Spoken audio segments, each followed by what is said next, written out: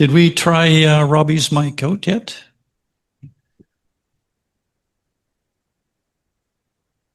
Sounds like it's on. There we go. There we go. Yeah. That sounds good here. How does that sound out in Zoom land? Fine. Yeah. Zoom, zoom, zoom. Zoom, zoom. Lots of zoom. Sure, no worries. So we're hoping to have no snow this year. That's my wish, putting it out there. You put in your order, have you, for no Lots, snow? lots on the mountains, of course, Ah. but on our local roads, none. But it's not on hold. No, it's good. It's good. It's in future. It occurs to me, it would be, if I simply put the screen down on there, it would be, No, I don't know.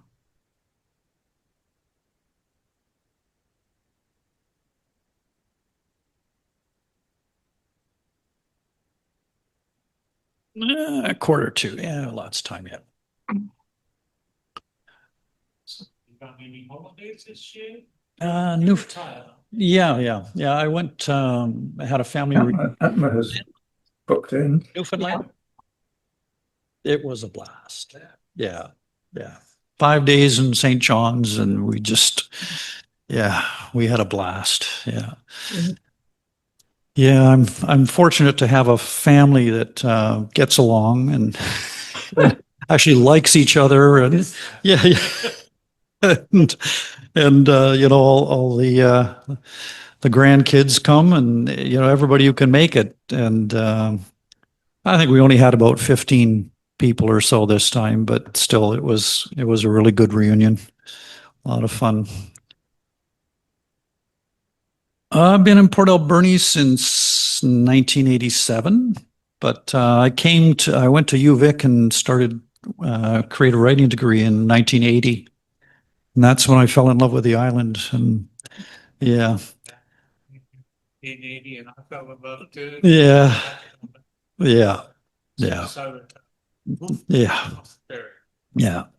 I had four winters on Vancouver Island, and then graduated and went back up to northern Alberta for one winter.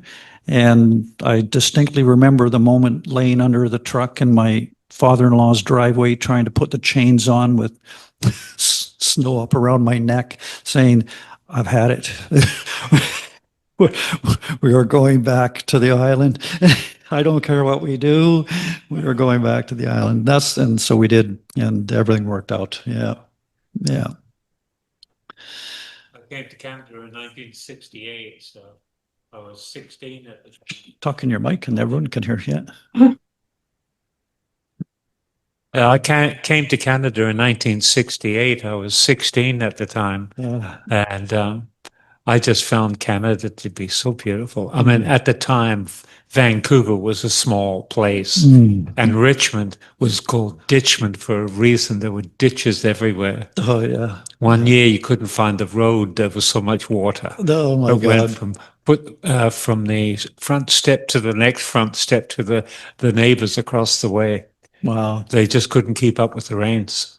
So they improved the pump system, thank God. Yeah. But even today, you dig down maybe 2 feet, and you find the water level. I bet. Well, they say if there's an earthquake, that Richmond is just going to go underwater, right? Oh, yeah, they had It will. They had a 22,000 population in Illinois, I believe it was, along the Mississippi anyway. And they had an earthquake, and everything disappeared. The only thing that was sitting up above was the church steeple. So they lost a lot of people at that time. Yeah. And right now there's 250,000 people living in the same spot. Oh my God. Yeah. Yeah. Oh dear. It's Yeah, just tempting nature, we're crazy. Yeah. There's Mark checking in. There we go. Hello, Mark. Good. Hello there. How are you? I'm pretty good. How are you? Good. Yeah. It's going to be nice to hear your guitar tonight. I missed it last month. That's what I understand. Yeah. It wasn't so good for the Zoomers. Yeah. Hopefully it'll work tonight. Yeah. We'll maybe get Char to do a little check on your sound here before we get started. Sure. Good Yeah. idea. I'll just lower Yeah. it down here. I'm not She's- sure.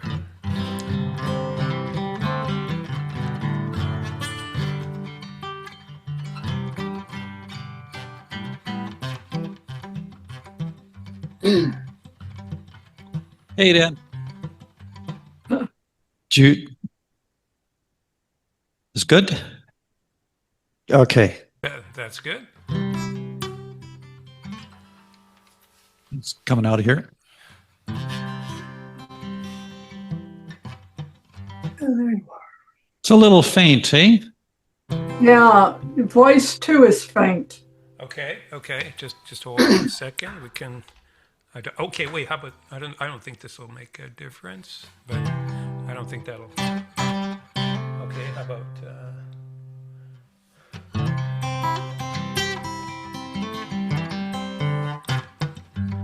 That a little bit better. A little bit. A little About bit. 56. Still could be louder. Could be Mark? could be louder. Yeah. Mark, do you have a gain? Could you turn up your gain Yeah, I do. for both channels, Maybe right? what I'll One. just tip this up a bit. Yeah, not the level, but the gain. The gain. What I've got is I've got that. That- That's a bit better. Yeah. And that does both the vocal and the You want both? part, right? You want both together then? So you can hear the guitar, right? My dad bought a 56 Studebaker in 1962. He wanted a red one. Mom wanted blue. After he'd wash it on a Saturday, it'd shine like a Winnipeg sky. Is that all right? Sounds good to me. What do you think, Char? Mark, Yeah. don't play for a moment. Okay.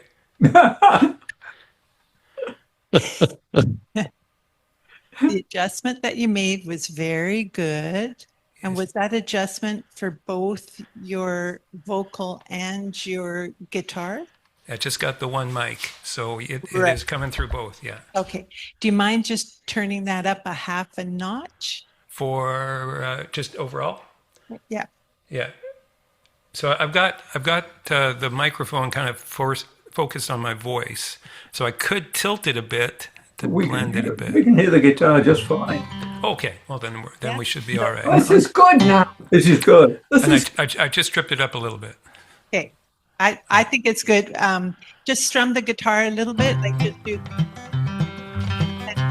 Oh, yeah, we're happy. Thank you. yeah. Okay. Well, thank you very much for looking after that. That's very nice. There we go. Are you going to read tonight, Robert? All right. Oh, yeah, you are. You're reader number 2. All good. We got you already. Awesome. Ah, Leslie. Hello. Hello, Hi. Leslie. I figured out the time this time. Remember last year I was an hour late Yeah, that's right. Because you changed the clocks next weekend. and we changed them last weekend. Okay. So you're all rested up. You had an Oh, extra, sure. an extra It's hour 2 o'clock in the Sure. morning. 4 in the morning. There we go. Yeah. No, it's 2 instead of 3. Ah, Well, that's what happens when you go international. yeah. Speaking of, Yeah.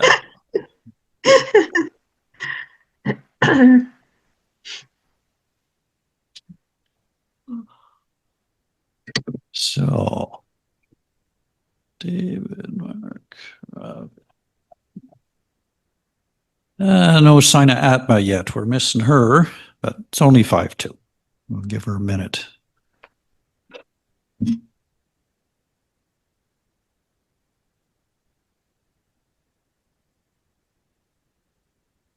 There we are.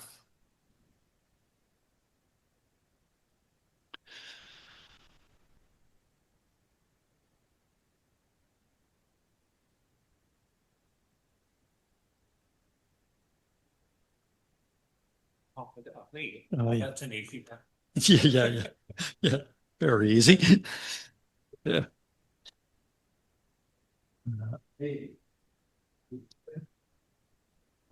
Did you spend any time in India? Yeah, yeah, just a month. Yeah, when I retired, that was my bucket list. Yeah. Which parts? I went up the north to the Punjab and up to Dharamsala, and I actually did a tour up into Pakistan. That was a bus tour, very controlled. We had a Jeep ahead of us with a machine gun and a Jeep behind us with a machine gun and a convoy of 3 buses being escorted through Pakistan. Yeah, it was interesting.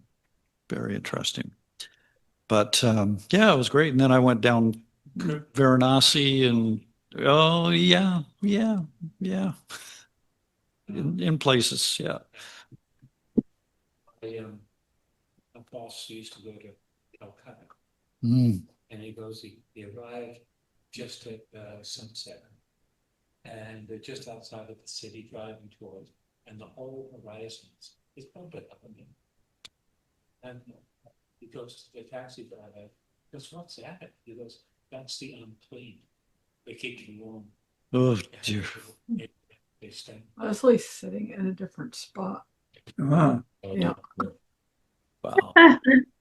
I noticed you're in a different spot.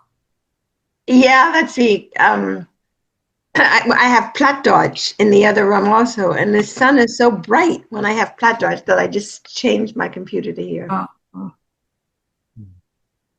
Mhm. Yeah. We're gonna get sanity in this world many times. Yeah. Yeah. Huh? Pop guns here. Yeah. Yeah, so.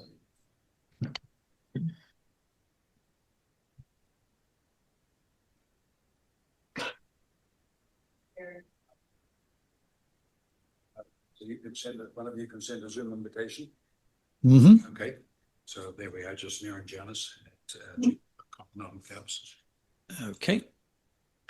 You know what? I think I'm going to do it on yours because I know that machine. That's mine.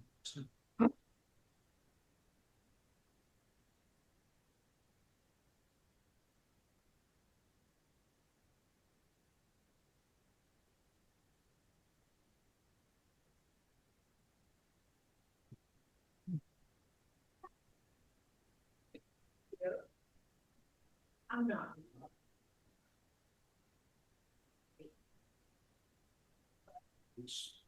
Yeah, this. Hey.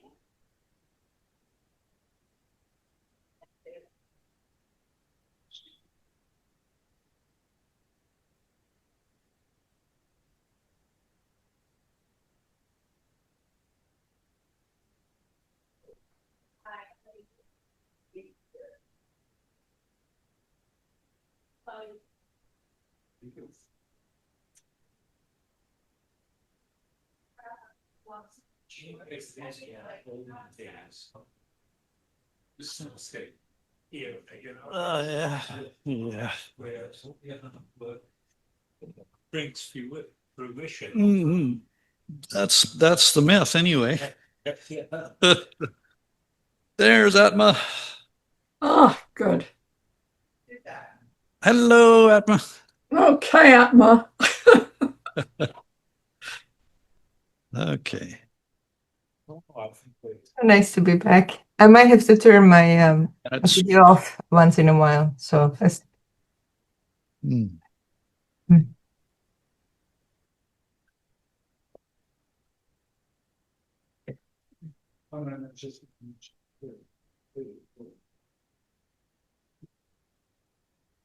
Where did she go? Oh, there she is. So I heard I missed a very good after party last month, Atma.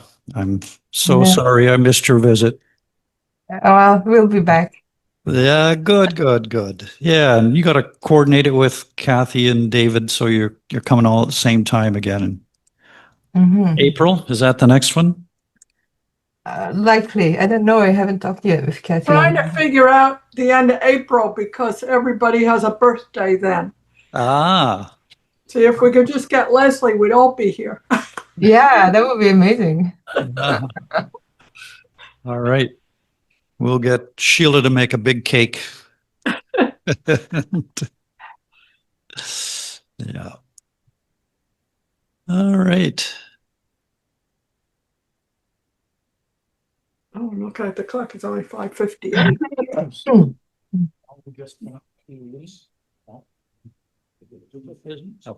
Awesome. Sure. Well, whenever Char's ready. She said just a minute. We're good? 2 minutes. Okay. 2 minutes. No, 2 minutes. Yeah.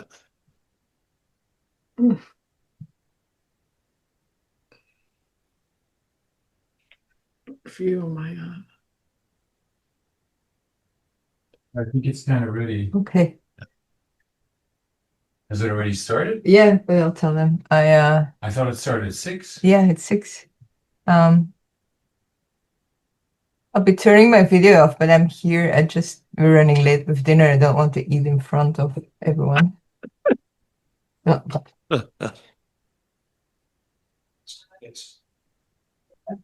It's all these writers chomping at the wit.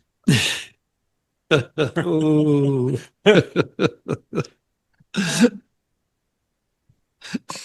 There we go. All right. I think we're ready to roll. Yep. Char's ready. Robbie, you're ready. Well, our first reader is Robert Gunn.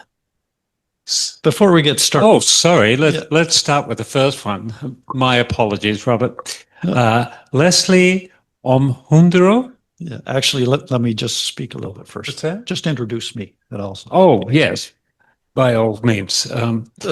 I'd love to introduce Derek, who's our moderator this evening. Good evening, Derek. Good evening, Robbie, and thank you for stepping into Carl's big shoes. We appreciate that you took over the moderator position at such short notice, and we're grateful to have you here. And wonderful to see everybody out in Zoom land, and we've got a few people here in Chars, and hopefully a few more will trickle in as the evening goes on. So warm welcome to everyone. And just to begin by saying we're Zooming to you and coming to you from beautiful Chars Landing in downtown Port Alberni on the unceded territory of the Hepetcheseth and Sishat First Nations. And we're grateful to them and their ancestors for sharing their land with us, giving us this place to be. And I'm very excited to have this evening. I always look forward to this one day of the month where Port Alberni sheds its blue collar atmosphere and becomes the literary hub of Canada. Yeah, this is it. This is it. And we're really grateful to have Gail Anderson-Dargatz here with us. There she is. Hello, Gail. And she's going to share with us some of her writing and her exciting transition that she's making as she's moved into thriller writing. And I can't wait to hear about that transition, what propelled it, and so on. And I just got to get rid of this on my screen. Hang on. There we go. Later. There we are. Okay. So, and a big shout out to Char, of course, for hosting us at Char's Landing, beautiful Char's Landing in downtown Port Alberni, center of the arts for this little community of ours. And she's such an ace with whipping up this Zoom hybrid that she does every month, and we're so happy to have her here.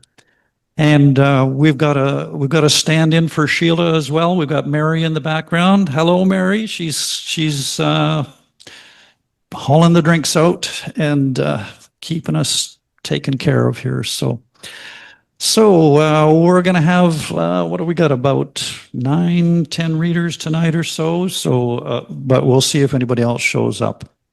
So we're going to get started right away.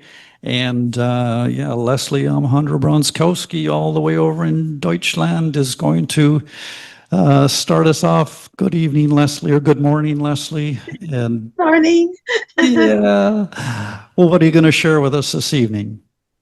Actually, I just wrote this a few days ago, and we have actually had kind of a hard month over here in Germany. My husband was supposed to have a stent put in and go home the next day, but the doctors made a mistake and they perforated his artery.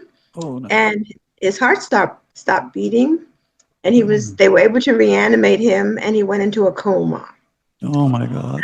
Oh, And dear. just to come to the end, he's home now, and he's actually okay. Oh, thank God. But yeah, anyhow, so I wrote this right after, while he was still in the hospital. And it's called Waiting for Hans. She did not look at any of the people she passed on the way to the room. The room was on the second floor, facing a street with houses with gloomy windows looking over at the hospital.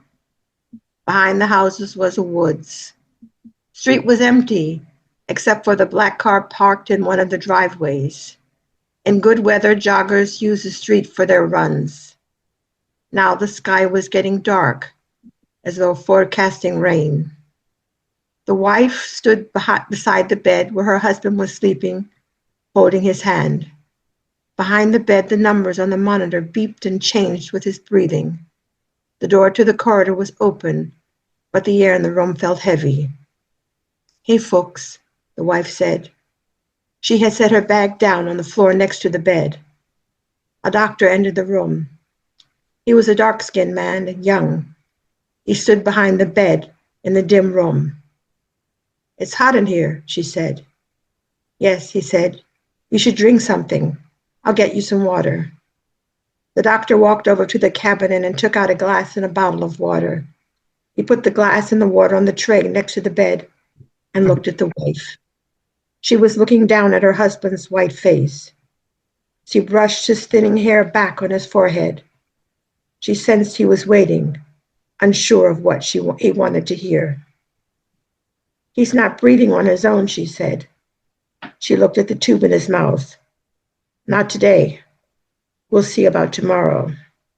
Today you can't say how he is. No, not today. We'll see about tomorrow." The wife looked at the monitor.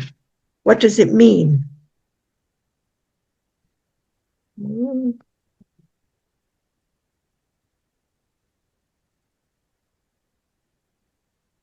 "We have to watch him," he said. "He's still unstable." The doctor looked at her. "The numbers go up when you talk to him and touch him. He senses that you are here." "Does he?" she asked. She had waited for him back then, too. Standing in the kitchen door, she had listened and waited for him, or the friend at the table with him, to look up and notice her. They were both engrossed in their conversation. Back then, he wasn't so white. His hair was brown and long, almost to his shoulders, the way students wore it. A bright pink birthmark was visible on his neck. He covered it with his hand when he talked, and she thought the gesture made him look like a boy. She remembered he talked quietly and looked up at the ceiling when he talked. The warm wind blew the curtain against the window. "You don't have to tell me this," she said. "They wouldn't let me go to her," he said. "She wanted me to come, but the nuns held me back." He put his hands on the door frame. "She called me. I heard her call my name. It was my birthday." She waited. "They gave me a book and said, 'Look at the pictures.'" He turned his gaze to her. "And then she died. I don't like hospitals," he said. "No," she said. The wife liked the doctor. She liked the kindness in his voice when he talked to her. She liked the way he waited for her to take the lead. She liked the caring way he looked at her husband. She liked his honesty. She liked the way he wanted to be there for her, that he sensed her fear. She liked his young, serious face and his smooth hands holding his notepad. She liked the way he bowed slightly to her before he left the room. She looked out of the window. It was raining now. A light was on in one of the windows of the house across the street. She could see the lights now on the other side of the woods. "Hey, folks," she said again. She sat down on the chair next to the bed and pressed his hand. She studied his finger without a ring. The wife looked at the tubes coming out of his hand. She took hold of two of the tubes and held them between her fingers. A huge bandage on his neck was covered with blood. The gown they had put on him had slipped off his shoulder. His chest was white. Something inside the wife felt small and unimportant. She felt that she had lost control. "I'm here," she said. A blonde nurse entered the room, pointed to the monitor. "This is normal, you know. No need to worry. He's stable for now. No change." The wife looked at her. "Tomorrow they'll take out the tube and start to wake him up. That's the way it usually goes." "Does it?" she asked. She was awakened back then by the ringing of the telephone. She had been dreaming she was back in her old country, sitting in a cafe she didn't recognize with friends. She sat up in bed, listening to the voice. "He deserves a blonde wife," it said. She felt her heart beating against her chest. "You're not real people. I feel bitterly sorry for the boy." "He's not a boy," she said sadly. "He's a man. Blonde would have been better. You don't mix the races." "Please, please, please stop talking," she said. "He made a bad decision." "Did he?" she asked. "Hey, Fuchs," she said. The wife stood up from the chair and leaned close to him. She smoothed the wrinkles on his forehead. "I don't like hospitals either," she said. Wow. Thank you. Well, I'm so glad everything worked out for you, Leslie. That must have been an incredible experience to go through. I can't imagine. And I have heard people say that when people are in comas, when they come back, that they report that they could hear everything that was being said at times. Did your husband say that? No, he didn't say that, but when I touched him, the monitor went up. Yeah. You know, I could see the numbers going up, and his eyes were smiling. You know, Yeah. even though he was, he was gone, but his eyes, we could see, and it was like I knew at that point why we have 4 children, because every one of my 4 children showed up. Mhm. And even though it was the intensive care, and you're not supposed to have all these people, and they let every kid in with me, and all, it was like amazing. 5 people standing around this bed, and the kids going, "Papa, Papa," and talking to him, and touching him, and we could see that he knew we were there. Afterwards, he didn't know anything. He said, "When are the kids coming?" And I said, "Huh? The kids were all here." Because when you have in a coma, I didn't know this, you lose your memory, your short-term memory. And for like a week, it was like nothing. And then it all started to come back. Wow. Well, thank God. And Yes. I'm glad that is behind you, and hopefully he'll have a quick recovery, and all will be well.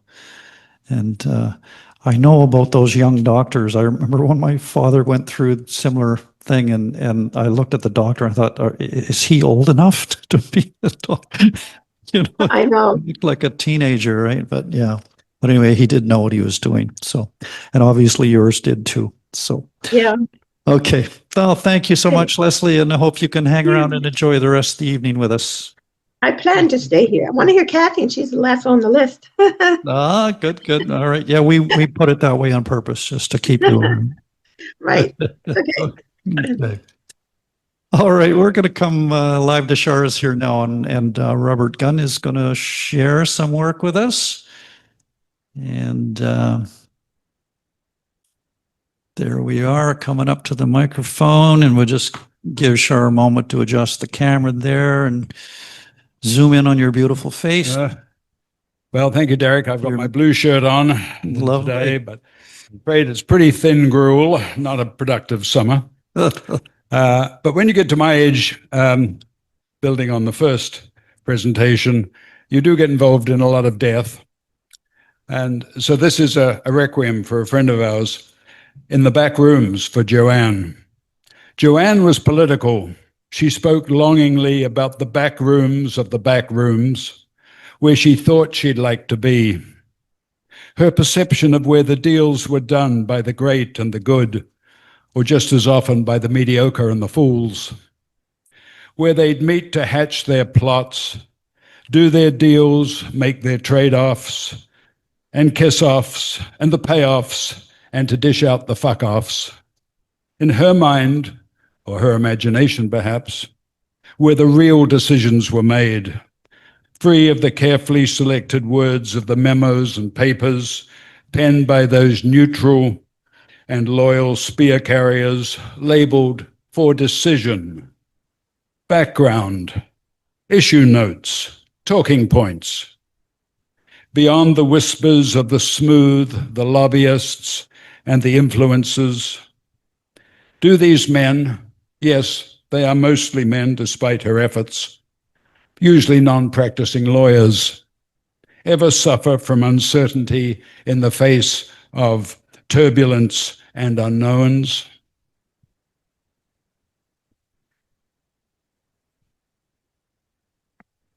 We plant trees in the yard. We plant trees to remember the dead and to celebrate our grandchildren.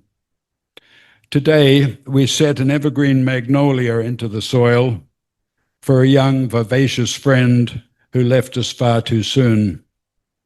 We dug a deep, well-nurtured hole along the sunlit edge of our boundary. Hands steady, those sirens kept rising and fading in the distance, a world always needing rescue. We walked back and forth across a scatter of horse chestnuts, fresh, shining, split from their spiny covers, life insisting. From the house we see the deer, pausing, browsing on these gifts. Not all trees demand ceremony. This year, an arbutus finally took hold beside the greenhouse. Its thirst answered through summer, its gratitude expressed in sudden, eager green growth. And so the yard becomes crowded, and with the ones we loved and the ones we love still, roots reaching down, branches lifting light, sadness and hope sharing the sky. The final piece is found from, I think, this morning's Guardian, written before we know the extent of the death and tragedy in Jamaica. A passing visit from Hurricane Melissa. The emotionless language of bland officialdom signals devastation for some. Total structural failure is likely, especially in higher elevations. Catastrophic flash flooding and numerous landslides are likely. Peak storm surge heights could reach 9 to 13 feet above ground level and will be accompanied by large and destructive waves. Predictions of doom delivered in bureaucratic language. But there is a semblance of color, an eye wall, a ring of thunderstorms surrounding the eye of the hurricane. Is this shades of Lord of the Rings Sauron? No all-seeing orbs here, rather satellites and tracking programs working their magic, charting inevitability. While the Jamaican Prime Minister appealed to higher powers and older gods. You have been warned. It is now up to you to use that information to make the right decision. I have been down on my knees in prayer. AccuWeather's chief meteorologist was trusting his programs. Slow-moving major hurricanes often go down in history as some of the deadliest and most destructive storms on record. This is a dire situation unfolding in slow motion, a major hurricane slowly crawling towards an island with powerful winds, extreme rainfall, and damaging storm surge is a precarious situation for a place like Jamaica. What can be worse than the anticipation, the psychological impact of that slow pace? You know it's coming, you prepare for it, and you deal with it. But it's moving so slowly. That extra time means the uncertainty and anticipation keeps growing and growing, and there are constant updates that seem to get worse and worse, or to reinforce the obvious. People may start to rethink how they live, but it's also a fact that not everyone has the luxury of making these choices. Surprise, surprise. We know the stark reality in the Caribbean now that we can have a day's notice that some monster is going to come that humans can't really match. Paradise postponed. Mhm. Thank you. Yeah. Beautiful. Thank you, Robert. And yeah, terrible situation. I watched some of the video of what happened in Jamaica, and unbelievable how roofs would entire roofs just be lifted off. It's not just the shingles going, it's everything. It's incredible. Yeah. Anyway, thank you. And I love that first piece with your yard peopled with trees.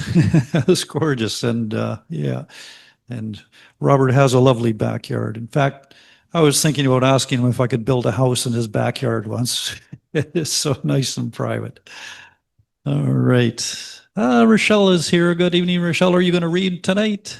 Oh, right. We're going to add you to the list here after Kathleen. Okay. All right. It's time for our featured reader. Gail Anderson-Dargatz is here from Sorrento, joining us on Zoom, and we're so grateful to have her here and so excited to hear you read, Gail, and have a chance to pick your brain. For those of you who don't know, Gail was twice shortlisted for the Gillert Prize, and I think she deserved a special prize just for the title of that book, The Cure for Death by Lightning. I thought that is just the most brilliant title ever. That was wonderful. And anyway, she has transitioned into writing thrillers these days, and I think that's what we're going to get to hear some of tonight. And so I encourage you all to think about any questions you might have for Gail, and we'll have a chance for some Q&A afterwards. So welcome, Gail. The floor is yours, and we're really looking forward to hear you read. Well, thanks, Derek, and hello, everyone. And those readings are really tough to follow here. So I'm really happy to be here and to meet you all. And I'm hoping I get to meet you guys in person at some point. I've got a lot of family still on the island. So one of these days, invite me back so I can come here in person. That would be fun. I'd really like that. Yeah. Done. Yeah, it would be lovely. Okay. Okay, well, before I jump in, if you'll indulge me, I'd like to share some good news because it was just announced this week. I've got another book coming out, and it's coming out in fall of 2026, and it's called The Atlas Keeper. And that one's different yet. I kind of reached a point in my career where I'm just having fun. So that one's, I don't even know how to describe it. It's a bit of a time travel novel and a bit of a romance too. So I'm just having a lot of fun with that one too, but we're celebrating this week because I get to announce it. Yay. Fabulous. Right. So I'm happy about that. So tonight I'm going to talk a little bit about how I cross genres from literary novels to commercial thrillers. I still write literary. I'll never give that up, but again, I'm just having some fun now.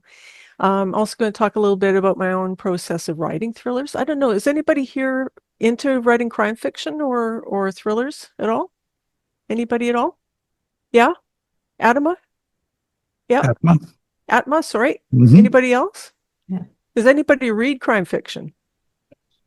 Yeah. Yeah, we had a few yeahs I think here at most of us Char's. do. Hey, Yeah. yeah. Okay, so I'd be really excited to hear from you guys later about that.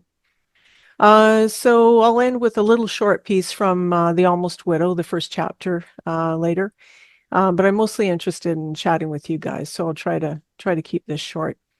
So I'm going to start by talking a little bit about my own writing history with you, because I think most of us kind of hit a wall in our writing careers where we may lose enthusiasm for our writing, or we might resist stepping out of our own comfort zone and into new genres. And that was certainly the case for me.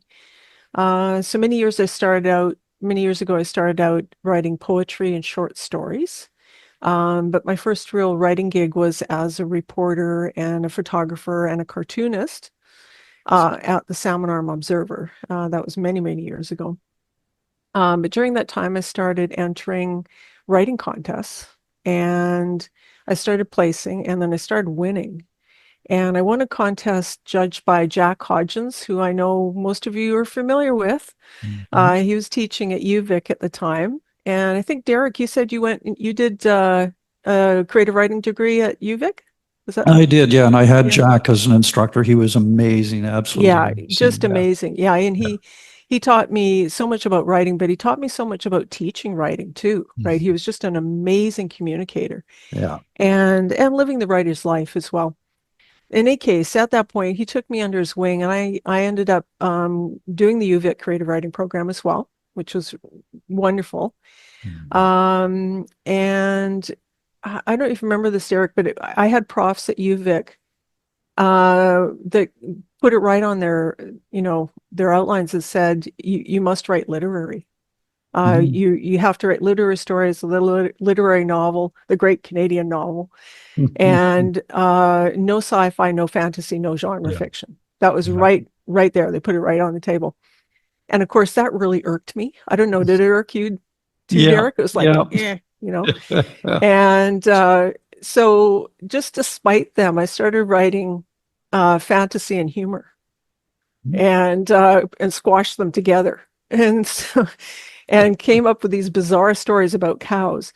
So that led to the Miss Hereford stories, and that was eventually shortlisted for the Stephen Leacock Award. So I got my comeuppance there. I got So anyway, before that, I won the CBC Short Story Prize, and at that point, I landed an agent, and she took The Cure for Death by Lightning and sold it internationally, and it took off internationally as well. It became an international bestseller. And again, it was shortlisted for the Giller Prize. So on the surface, that looked like a kind of a Cinderella story, but it took 10 years of hard work to get there. And it was, buy me a beer sometime and I'll tell you all about it. But it wasn't all happiness, and sunshine. In any case, I had success writing literary. So I wrote literary for the longest time. And, I wrote, many books over the years. My second novel, A Recipe for Bees, was shortlisted for the Giller Prize as well and took off internationally as well. And I followed that with The Rhinestone Button and Turtle Valley and The Spawning Grounds. And through 9 of those years when I was writing, straight literary, I taught at UBC in the creative writing MFA program, and I raised 4 kids. And other stuff was happening too. Both my parents passed away. I divorced, I remarried. I moved from Vancouver Island back up to the shoe shop. It's what, that stuff that happens around, in your 40s. It just, everything happens at once. It was like that, for me at that time. And somewhere in there, writing stopped being fun. And it became real work. And I lost energy for writing. And I even thought about giving up on writing at that point. And so I don't know, anybody feel this way? They kind of get to a point where writing just isn't sparkling anymore, right? Oh, yeah. So that was where I was at. And then I was asked to write high-low books for adults. And high-lows are high interest, low reading level or vocabulary. So they're for striving or struggling readers. And the first high-low book I wrote was The Stalker. And that was my very first thriller. So it was a wee little novella written for adults, again, who were, upgrading their skills, basically. And it was really, really hard to write. It was probably the hardest book I'd ever written because you had to keep the language very, very simple, very, very simple storylines, but at the same time, really, really interesting for an adult reader. And I had to figure out the thriller structure because that was one way to engage and keep the interest up. And then I got the hang of it, and I wrote more thriller high-lows, and that led me to write high-low for young adult and middle grade for Orca publishers. I don't know if you guys are familiar with Orca book publishers out of Victoria. Really good publisher. If you can ever get published by them, do, because they're really fun to work with. And writing started to get fun again, and I found the play of writing again. So I've now written something like 14 of those high-low books and really loved it. But my point here is that at first I really resisted writing in other genres, and but doing so really opened up my writing life hugely. So the big thing for me is that as I wrote those high-low books, I found myself falling in love with the thriller structure. And I asked my agent about writing thrillers, thinking that she'd probably say no or discourage me. And she actually said, yeah, go for it. And found me a supportive editor at HarperCollins. And I ended up writing The Almost Wife and The Almost Widow. But writing thrillers really taught me a lot, taught me to write differently, much faster, and changed the writing process hugely for me. And most importantly, again, it made it fun. So I went from taking 9 years to write The Spawning Grounds, so that's 9 years to write The Spawning Grounds, down to 2 years for each of The Almost Wife and The Almost Widow. So that's a huge change. And I now go from concept to a complete draft in about a year. And I'm hoping if we have some time after this presentation that we can talk a little bit about that process, because I'd like to hear from you as well. But I've got some tricks now about, how to go about writing, that down project a lot faster and without banging your head against the wall too, which is always nice. So anyway, for me, swinging from writing literary to thrillers or to those high-low books was challenging. Switching gears is always hard. While the subject matter and characterization may be similar in literary or thriller or commercial novels, writing the commercial thriller does take a different approach. So I had to get used to that. The different reader expectations when it comes to language and focus and pacing. And the thriller structure has that strong narrative drive and well-defined character arc that keeps, pushing that story forward. There's less room for like descriptive passages or interior monologue, which we're used to writing a lot of, in literary works.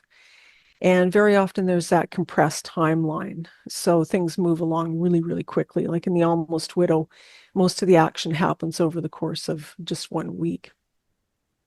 And then to create suspense and tension, the stakes must be high. And you want to keep the emotions high as well. So we're looking for those thrills all the time.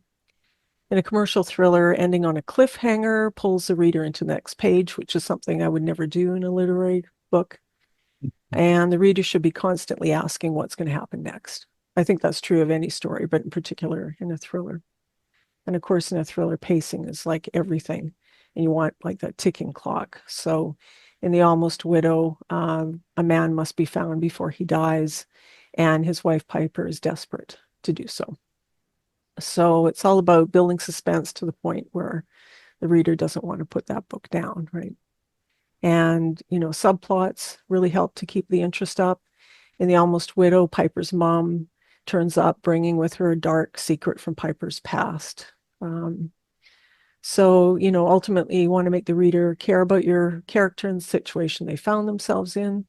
And that means making sure you have, if not a likable character, then at least a sympathetic one, And the situation needs to be one that's chock full of potential conflict. So that's something I always look for is just that question. Is there enough conflict or potential for conflict in the situation I put my character into?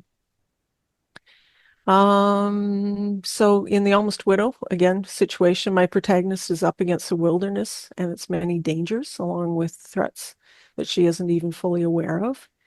And it's all about throwing one terrible thing after another at their protagonist, continuing to raise the stakes along the way and forcing them to act and react. I think this is one thing about writers, that we're already nervous people and anxious people, and it's our job to think of the worst possible thing that can happen, and so doesn't that just, we're all just shaking all the time, right? So, anyway, so I'm hoping we can get into talking about that, the process of writing and some tricks to make it go faster, and we'll talk about that in a few minutes. I'm just going to end with a brief reading of The Almost Widow, just the first chapter. And while I'm reading, I think I'm just going to click on the share screen.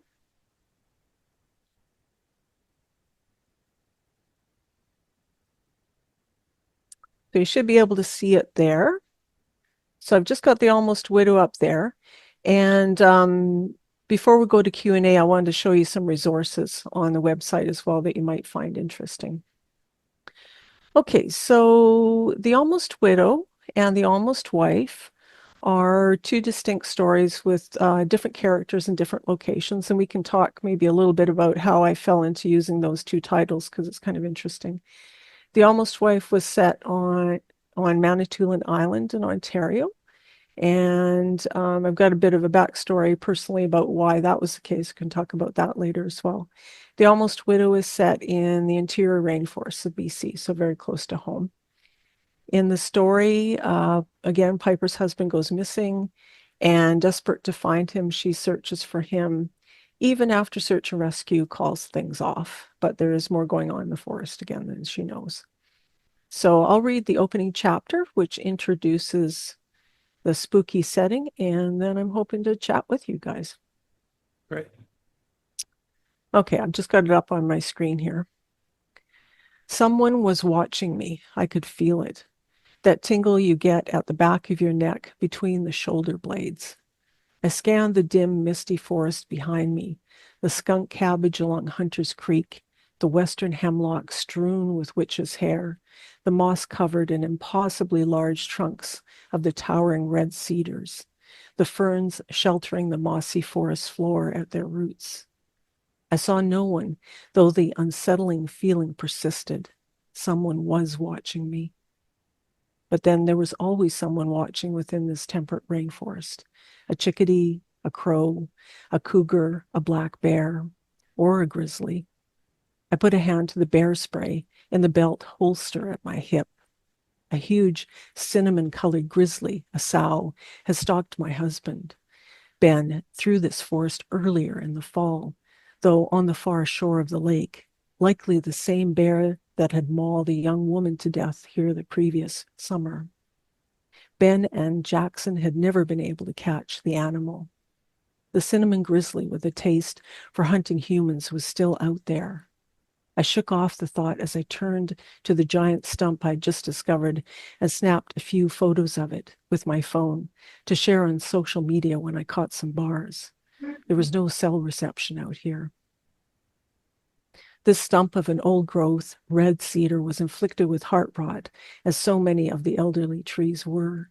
Aside from the mound of waste branches left behind, most of the wood of the felled tree had been bucked into rounds and split into blocks small enough to be hauled away. The tree had survived hundreds of years, storms and fires, and then a century more of logging within this rare inland rainforest. It had been a giant, an ancient, an old soul, alive in a way my punny human mind would never fully comprehend. And now, senselessly, it was dead, only so some homeowner could slap cedar shakes on their house or keep the weeds at bay in their garden with cedar mulch. I knelt in front of the stump and wrapped my arms around it as far as they would go, which wasn't far. The stump was massive. To anyone watching, I would have seemed like a child in comparison. The cut wood pressed against my cheek felt like the bristle of Ben's freshly trimmed beard as I lay in his arms, prickly, comforting, familiar, home. But then again, I felt eyes on me, as I had so many times in these woods. It might have been a deer or even that grizzly, but no, I knew it wasn't. It was the bushman. I stood scanning the shadows in the thick, lush understory beneath the hemlock and cedars. "Who's there?" I yelled. "I know you're here. I know you've been watching me. Not just this day, but at other times too. Show yourself." And then, only meters from me, a thread of mist swirled away, revealing a dark green shadow of a man, before he backed up silently on the mossy forest floor, disappearing into the gloom. but I knew he was still watching me. "What do you want?" I shouted after him. In response, there was only another stirring in the mist, the shift of branches and leaves as the wind rippled through the forest, brought with it the chill of snow, heralding the turn of the season into winter. So there you go. There's a little taste there. Okay, so I'd like to turn to chat with you guys. And before I do that, though, I'll show you a couple of things on my website while I'm still sharing my screen here, rather. If you haven't considered writing high-low for the education market, I've got a blog on my site on the topic that details how to do that. So on my website, just click on resources for writers and then on publishing. And you'll see it pop up right there. And there's another one on the pros and cons of crossing genres. Both of these are follow-up blogs to workshops that I've done for Federation of BC Writers in the past. And you'll see a whole pile of other resources here, both written by myself and by other writers. And one in particular here is on this one here. It's on novel prep 101. So this goes on for several pages, and you'll see the process that I use and a great many of the pros that I work with as well, using in just prepping for their novel and stepping into the process of writing their discovery draft. And you can see there, I don't know if you can see it clearly, but this is mind mapping. This is one of my spider drawings that I've used for a project called Iggy's World. So you can see some of my process there. Anyway, I'll stop sharing here. Wonderful. And we'll jump into chatting. Yeah, beautiful. And what a wonderful resource you got there compiled. That's fantastic, Gail. And just so anybody can just go and dive in. Yeah, and just go and dive in. Yep. Wow, that's very generous of you. Very sweet. So yeah, mind mapping, that's interesting. I'm curious. I mean, I found when I used to write a lot of poems by hand that if my page was small, I wrote short poems, and that if I had a bigger page, I wrote longer ones. Do you do a really big page for your mind map so you can really? Oh yeah, I know. Yeah, I get the biggest piece of paper I can find and do it. Back in the day when we had newspapers, I would go to the newspaper office and get the end rolls. So those are the great big, huge rolls of paper, and I would just spread that out and get a bunch of colored pens and just go at it. So yeah, the bigger the piece of paper, the better, or bigger the whiteboard, the better. Yeah. But yeah, I use that for mind mapping and those spider drawings for just about every element of putting together a project, and continue to use them through the process of, developing a project. So is that right from initial part of your strategy for speeding up the writing process is having it mind mapped out so you know where you're going? Yeah, definitely. And that's really my first process is the mind mapping. And I'll do a little bit of research, but, just doodling, right? And seeing what my brain comes up with. Mm-hmm. So I don't know, are you guys, there's always that old debate of pantsers versus planners.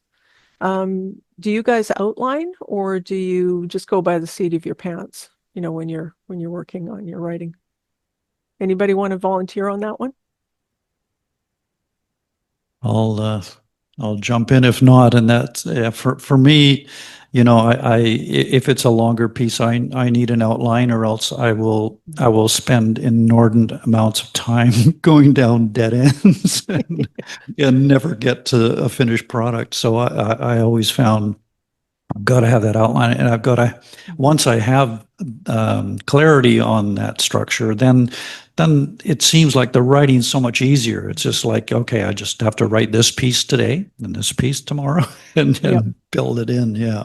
Yeah. But, yeah. Anybody else on that? Any pantsers here that don't outline? Well, so far I've only written short stories and poems. So for those, I just first write and see what comes. But I will, especially when it's a longer short story, like 5,000 words or so, I will often afterwards, once I know the story, I will sometimes restructure it. So then I will kind of think like what yeah, what is the story about? What do they want? And then kind of move things around or rewrite it. But I quite like that intuitive process where the story just comes by itself. Yeah. But I think for the next project would definitely be a novel, and I think for that I might need to outline because that would be too much. Yeah. Yeah. Anybody else? Fast and things. What was that last one, Atma? I think I missed the last thing you said there. I think for a novel length project, it would definitely fasten. Yeah. Make the process faster if I would try to outline first. Yeah. Yeah, for sure. Anybody else on this one? Any other panels? Yes, I'm a musician and poetry writer mainly. I've got a book underway, but it's disjointed because I try to wait for inspiration to strike rather than plod my way through. And for me, it's very much like I'll get woken up at 3 o'clock in the morning with this idea in my head, and I've got to get up and write. So it's whenever the inspiration strikes, and I do write almost every day. Yeah. Yeah, it's funny. I'm doing a workshop on Sunday on, basically how to feed your muse, because we often do wait for inspiration to strike, but I think we have to get out in the world and track down that inspiration, and try to find it too. Yeah. I know I would never go to a reading without bringing a notebook with me because I always, listening to other writers, I always got so many ideas because I would start to imagine where I would take a story or something, and then of course they'd go somewhere else, and I think, oh well, I could try that myself, jot that down. But no, that's a good point. Yeah, taking a notepad to a reading, right? Yeah. That's really smart. Yeah. I'm going to ask in the house here. Dan is one of our novel writers here, and Dan, with your process, maybe just come up and grab the mic here if you don't mind. Just want to share whether you're a planner and a plotter, or whether you're an organic, let it evolve writer. A panter? Yeah. No, a little closer. Okay. There we go. Yeah, I use an outline.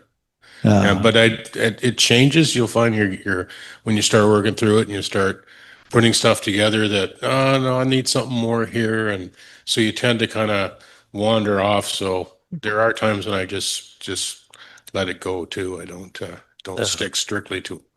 Yeah, it's a place to begin, but don't get too tied to it, right? And, Yeah. Yeah, that's exactly it. My process, I do a lot of planning with any given project.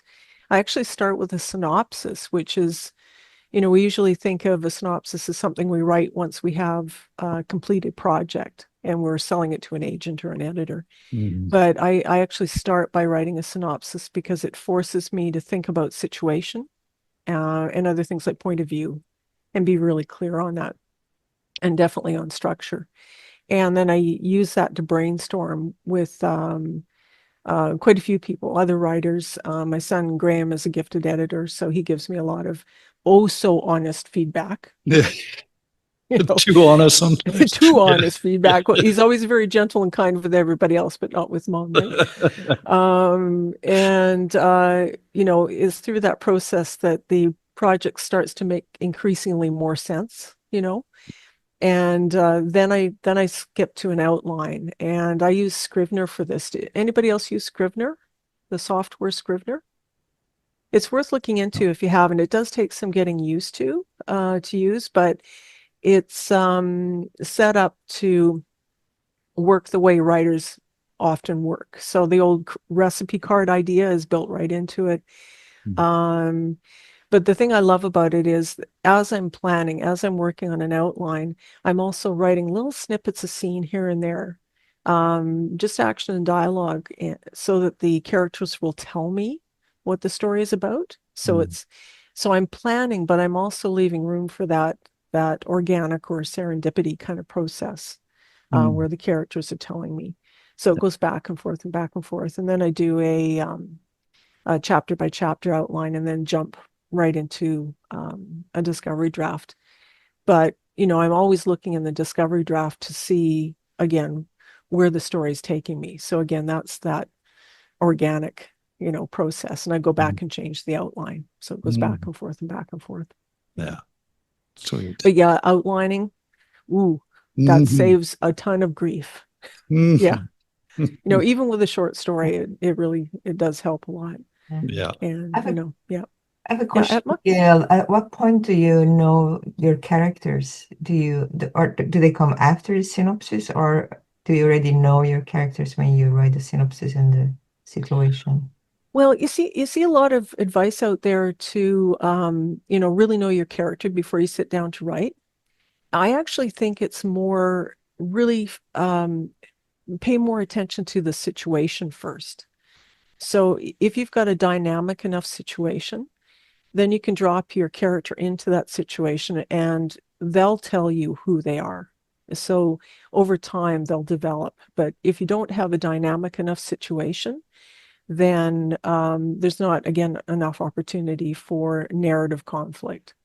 So I really pay a lot of attention to the situation first, and then the character will develop over time. So it's more that I get to know my character as I'm writing. But I do a lot of research as well to build the character, obviously. Yeah. Anyway, the outline does make a huge difference in speeding things up. I think the biggest thing, though, is having a real understanding of structure and what structure is. Have you probably all have this copy on your desk someplace or on your bookshelf. It's Save the Cat Writes a Novel. It's by Jessica Brody. Anybody familiar with this guy here? Nope. Okay, so go get a copy. And you'll find them in used bookstores as well, and certainly in the library. But it's a really good basic guide for outlining structure, story goals, what narrative conflict is, in a really simple way. And it's definitely geared towards more commercial fiction. But I send the literary writers that I work with to it to get a good basic idea again of what structure is. And then there's so many other wonderful structures that you can use. One of my favorite is the Virgin's Journey, or the female hero's journey. I mean, we're all familiar with the hero's journey from any, Star Wars movie ever, right? That structure. Female hero's journey is different. And there's a really great guide for that called The Virgin's Promise by Kim Hudson. So it's Virgin's Promise by Kim Hudson. Such a good structure for, not just women's stories, but any story where you have, basically an anti-hero, where a character is defining themselves and their identity in opposition to societal norms in some way, which women face all the time, right? That's what we do. Yeah. So that's another really good structure to look into. All right. I could go on all night, but we're good. All right. One last question, David, a quick one, and then we got to move on. Go ahead, David. Yes. If you're an experienced writer, if you were to see the first page of a thriller, and you would beside it, you see the first page of a thriller which was literary, what would you see in the second page that tells you this is literary and the first page is not? Well, I think as a writer, you would have to set up reader expectations in the first page. So it's in the first page that you want to make sure that it's clearly literary. So are you saying a literary thriller or a literary work versus a thriller? Oh, there are no literary thrillers. Oh, there's lots of literary thrillers out there. So if you were to see then a commercial thriller and a literary figure, I'm wondering if you were to look at them, you would say this one here is a literary thriller, this one here is not. What did you see? Oh, that's a really hard question. Sorry. It's about approach. So I think many people would say it would be about elevated language that you would find in a literary work. Subtext. Yeah. I've actually got Kelly Armstrong, who is a commercial writer. and I both did a blog for my site where I described what literary writing is. Oh. And she described or tried to describe what commercial writing is. And I think people think there's bigger differences between the two than there actually are, because good commercial fiction will still really pay attention to building character, the use of language, and so on and so on and so on, in the way you would think of, a literary thriller would do. So I think it's one of those things, you know it when you see it. Yeah. It's a really tough one. But anyway, I don't want to use anybody else's time here, so I'll say thank you guys. It was a real pleasure chatting with you. Oh, Sometime Thank get me back so we can have a long conversation about writing. I would love that. Beautiful. We will. Thank you. Okay. Awesome. So much there for inspiration, for everyone. That's much appreciated. All right. We're going to come live in-house now, and Dan's going to share, I think, probably a little more of his novel with us here tonight. Come on up to the podium there, Dan.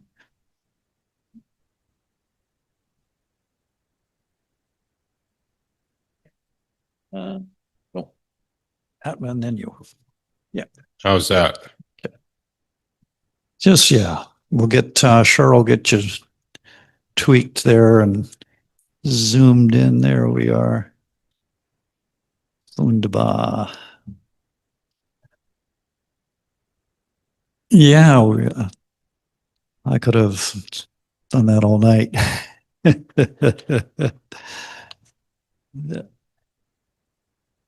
All right, we're good there. That looks good. All right, Dan. Yeah, it's been a couple of months, I guess, since I read. So I'll just give some background.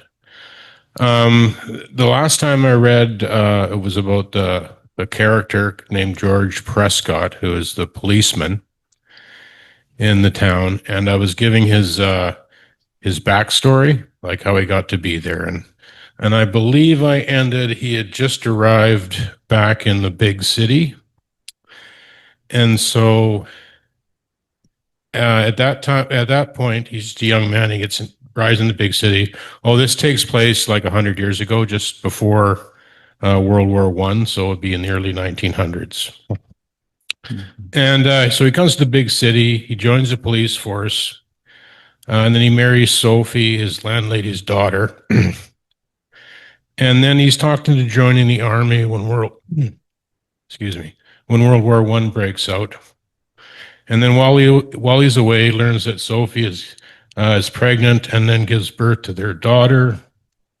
And then just before he returned from the war, he learns that Sophie and their daughter died in the Spanish flu pandemic. So he's a broken man, and he returns to his job at the police force.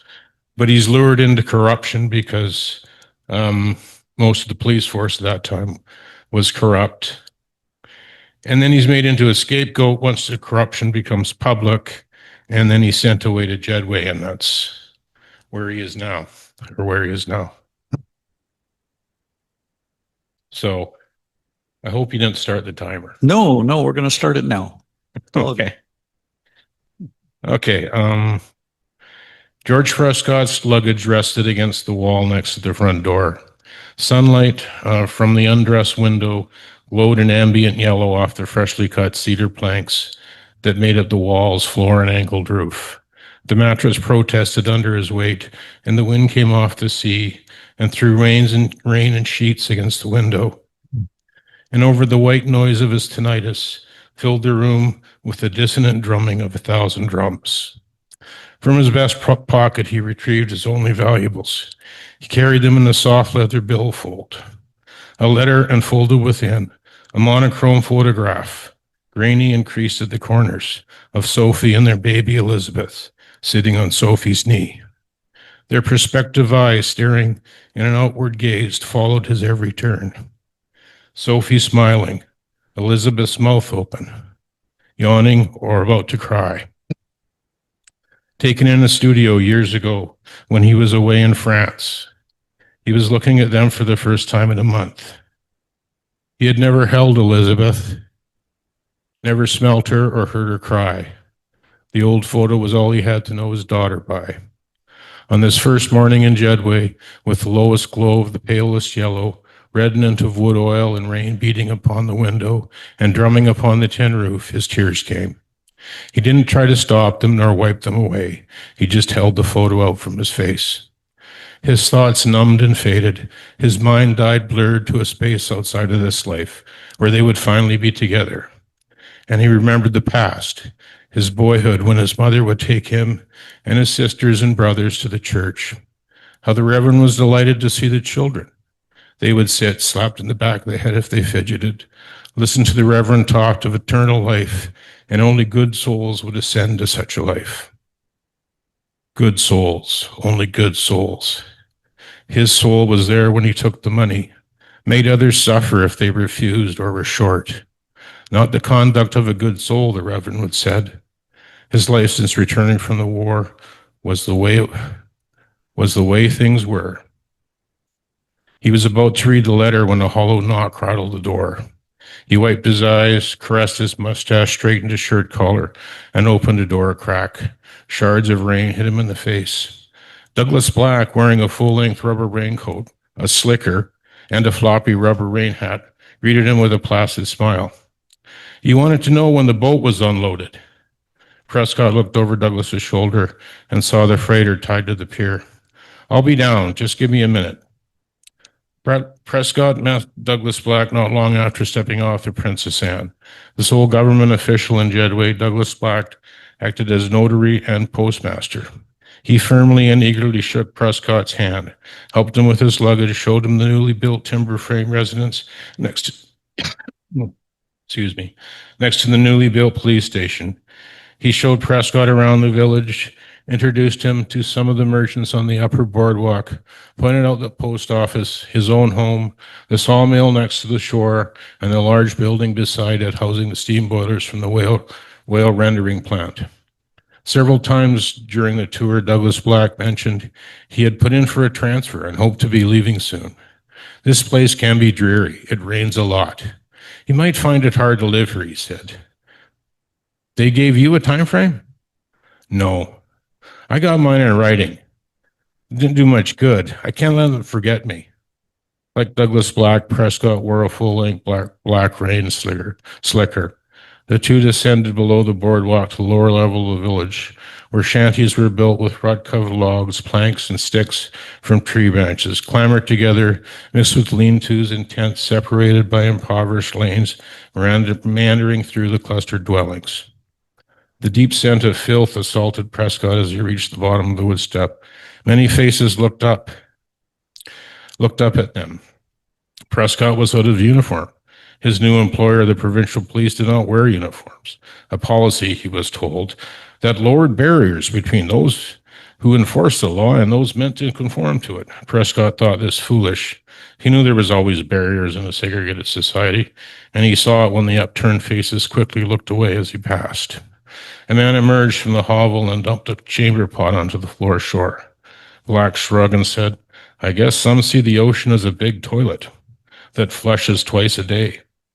Prescott and Black made their way to a large 3-story building, sitting perched over the high tide mark at the edge of the settlement.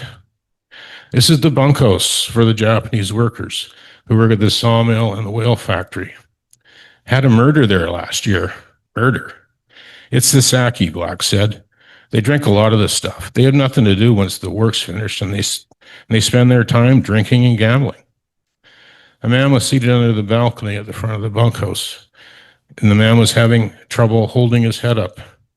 "It's 10 o'clock in the morning. That one looks like he's falling into it. I'm guessing prohibition isn't enforced," Prescott said. "There hasn't been anyone to do the work until now. And besides, as long as it stays down here, nobody gives a damn." "How do they get it?" "Ships come here straight from Japan almost every month in the summertime. There's one waiting right now," Black said, pointing out towards the bay to a ship at anchor. "They'll unload it this afternoon." Prescott tucked the front of his rain slicker behind the holster of his Welby revolver, a fine barrier. He hefted a cold and heavy crowbar. Four crates rested before him. Light from the gray sky intruded through gaps in the wallboards. Pigeons cooed from the rafters. Their guano fouled the floor that was made from huge canted logs. In several places, the cants fell short of meeting, leaving portals to the sea below the wharf. From the outside, he heard muffled, indiscernible talk. One word caught his attention. "Mr. Henry." The talk stopped as the rusty metal wheels screeched as the lower door was pushed open. A raincoated stout man walked through. He was followed by a big Asian man wearing a heavy wool coat and watch cap. "You must be the new constable," the stout man said. "Name's Prescott." The stout man walked forward, stretched out his hand. Henry Mish." Prescott focused on Henry's pupils. He did not raise his hand. "Heard you want to look in my crates." "They need to be checked for contraband," Prescott responded. "I assure you, it's just supplies I need for the sawmill. There's no need to inspect them," Henry said as he pulled out a canvas pouch from his pocket. Prescott opened the pouch and saw several $20 bills. "It's just the way things are around here," Henry said.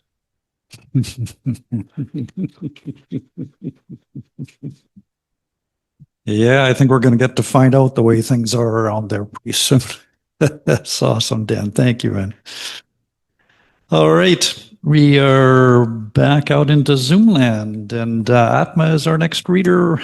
Hello, Atma. Hi, I'll be reading a short story, and it's actually I've published it as an embedded story in another story, but it also stands on its own, and it's situated. It's in the Second World War, and it's fictionalized, but it actually is a true story. It was told to me by a man named Ernest, who was a printer during the war, and he was at night printing for the resistance and during the day for the Germans, and he was also hiding a Jewish family in his attic, so he was really playing with fire, and at some moment things came to a crisis, and so that's the story.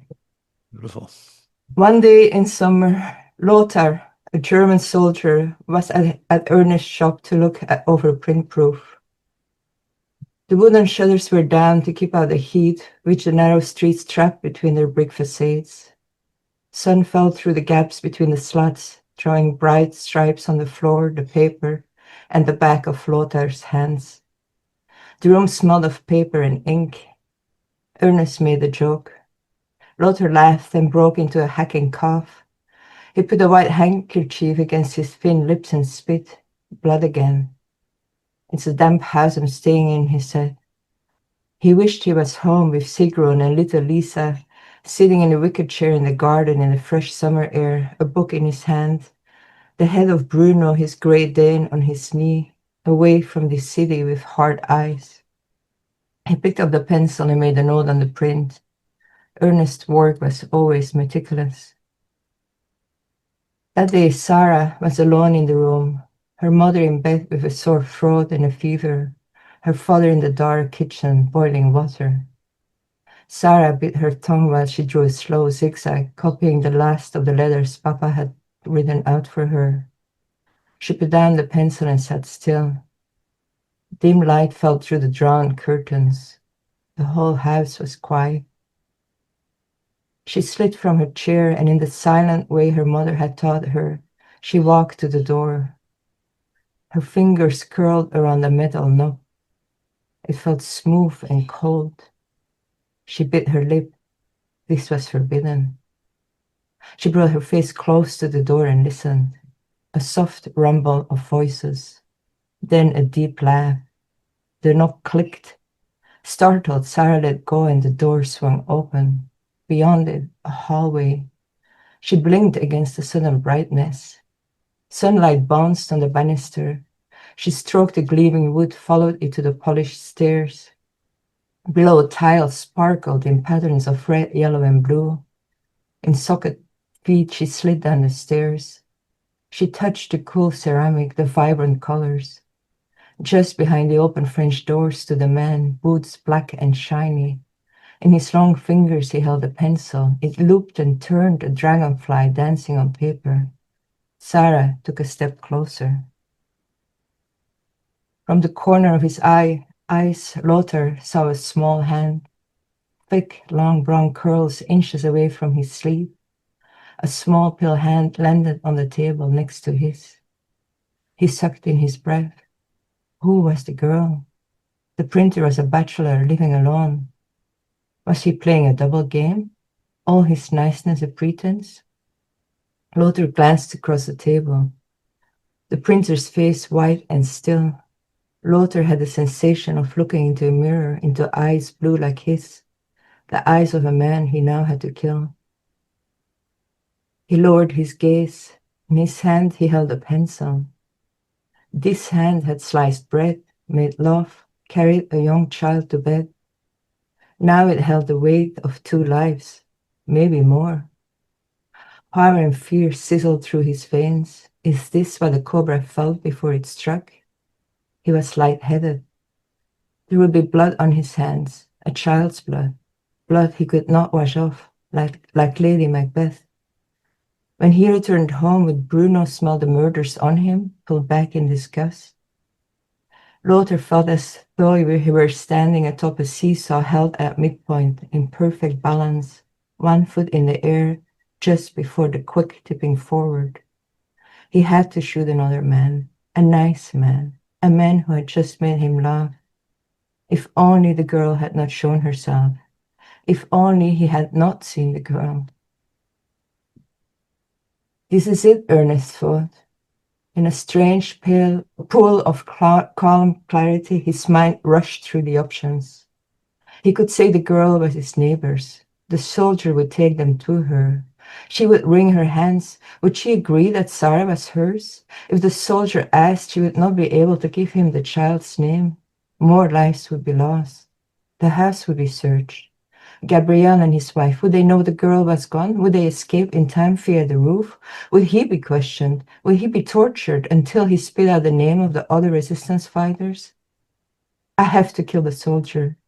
The thought arrived like a train. I have to grab the shovel next to the coal stove.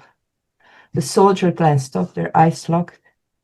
He's a decent man, Ernest thought, and his heart filled with sorrow. If only the girl had not shown herself.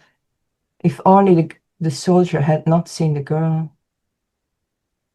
Neither man moved. Not more than a minute had passed. The soldier put down his pencil and left. No fascists stormed the stairs, and the Jewish family continued their shadowy existence until Antwerp was liberated and refugees emerged from attics and basements, their pale bodies moving with hesitance in the bright open space. Ooh.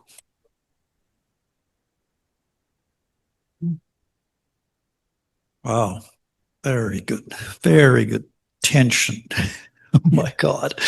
The people who did that, I can't imagine what life must have been like knowing you had people in your attic. My ex-wife, actually, her family had done that too, and got a couple through the entire war, only to have him get struck by lightning when he went canoeing like a week after he got out. It was horrible. But yeah, anyway, you really brought that home. That was beautiful, Atma. Thank you. Thank you. Okay. All right. We're coming live to Char's again, and Robbie Van is going to share some of her work. And Char's going to just adjust that camera as need be. I think it's probably all right the way it is. Yeah. Yeah. Okay. There we How's go. that? Okay, I just wrote this morning, so excuse the fact that I haven't actually put it into editing yet. I saw a piece by Sophia Isabella, and she's a trans artist, and I just loved her stuff, so I stole liberally from her work. Dolls live in glass houses with open minds and hearts. Sounding boards with questing brains, making music art. And the world would be a better place if we were humankind. And if sparkling children could come to play, imagine what treasures we would find. The evil lives off human brains, zombies on the streets. Made of ice, the people flee. Dolls are in retreat. People rise, the cities roar. Trump, your time is near. Dead or alive, you'll be gone. Poof, you'll disappear. The Christian white ring hooligans with hell and sin as clubs. Drink the Kool-Aid, drink it deep, baptized in a tub. You're praising Jesus, collecting tithes, making mega bucks. I won't drink the Kool-Aid, because Lord, I think you're fucked. Robots made to talk like you, walk inside your skin. A chip to keep you well behaved, never stray or sin. A motherboard is a fingernail, your camera eyes see all, and they tell you where to sleep and work, stuck behind the wall.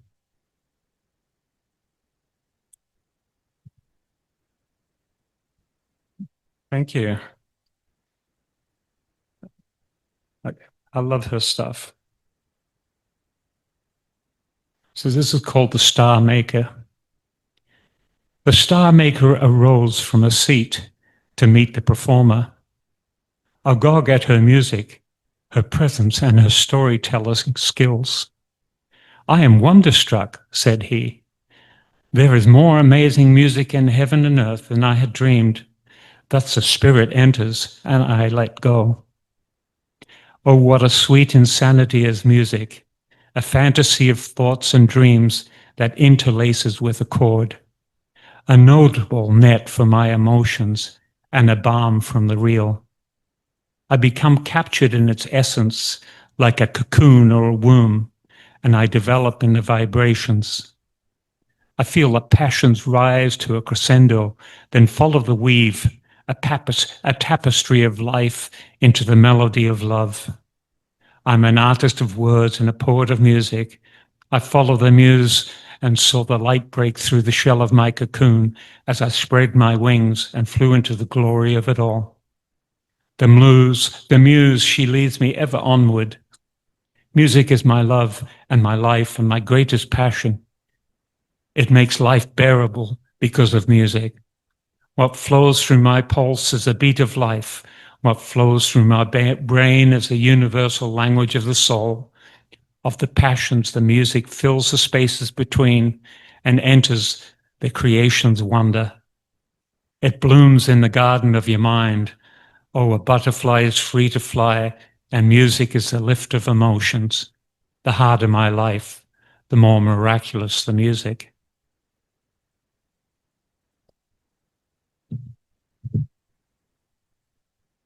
I have one more piece. I just saw my doctor today. So I was diagnosed with leukemia a couple of years ago.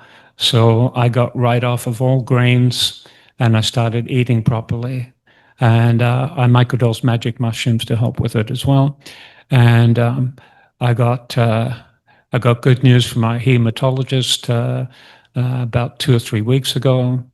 And one of the first things I do when I first meet a physician is I do this. Monsanto's no friend of mine. It's Bayer now, I hear. Hang on. All our meat is stuffed with grain and slaughtered at the height of fear. Those lab rats died in the first attempts to raise up Frankenstein. Now food's all raised on poison. It's no wonder we're not feeling fine.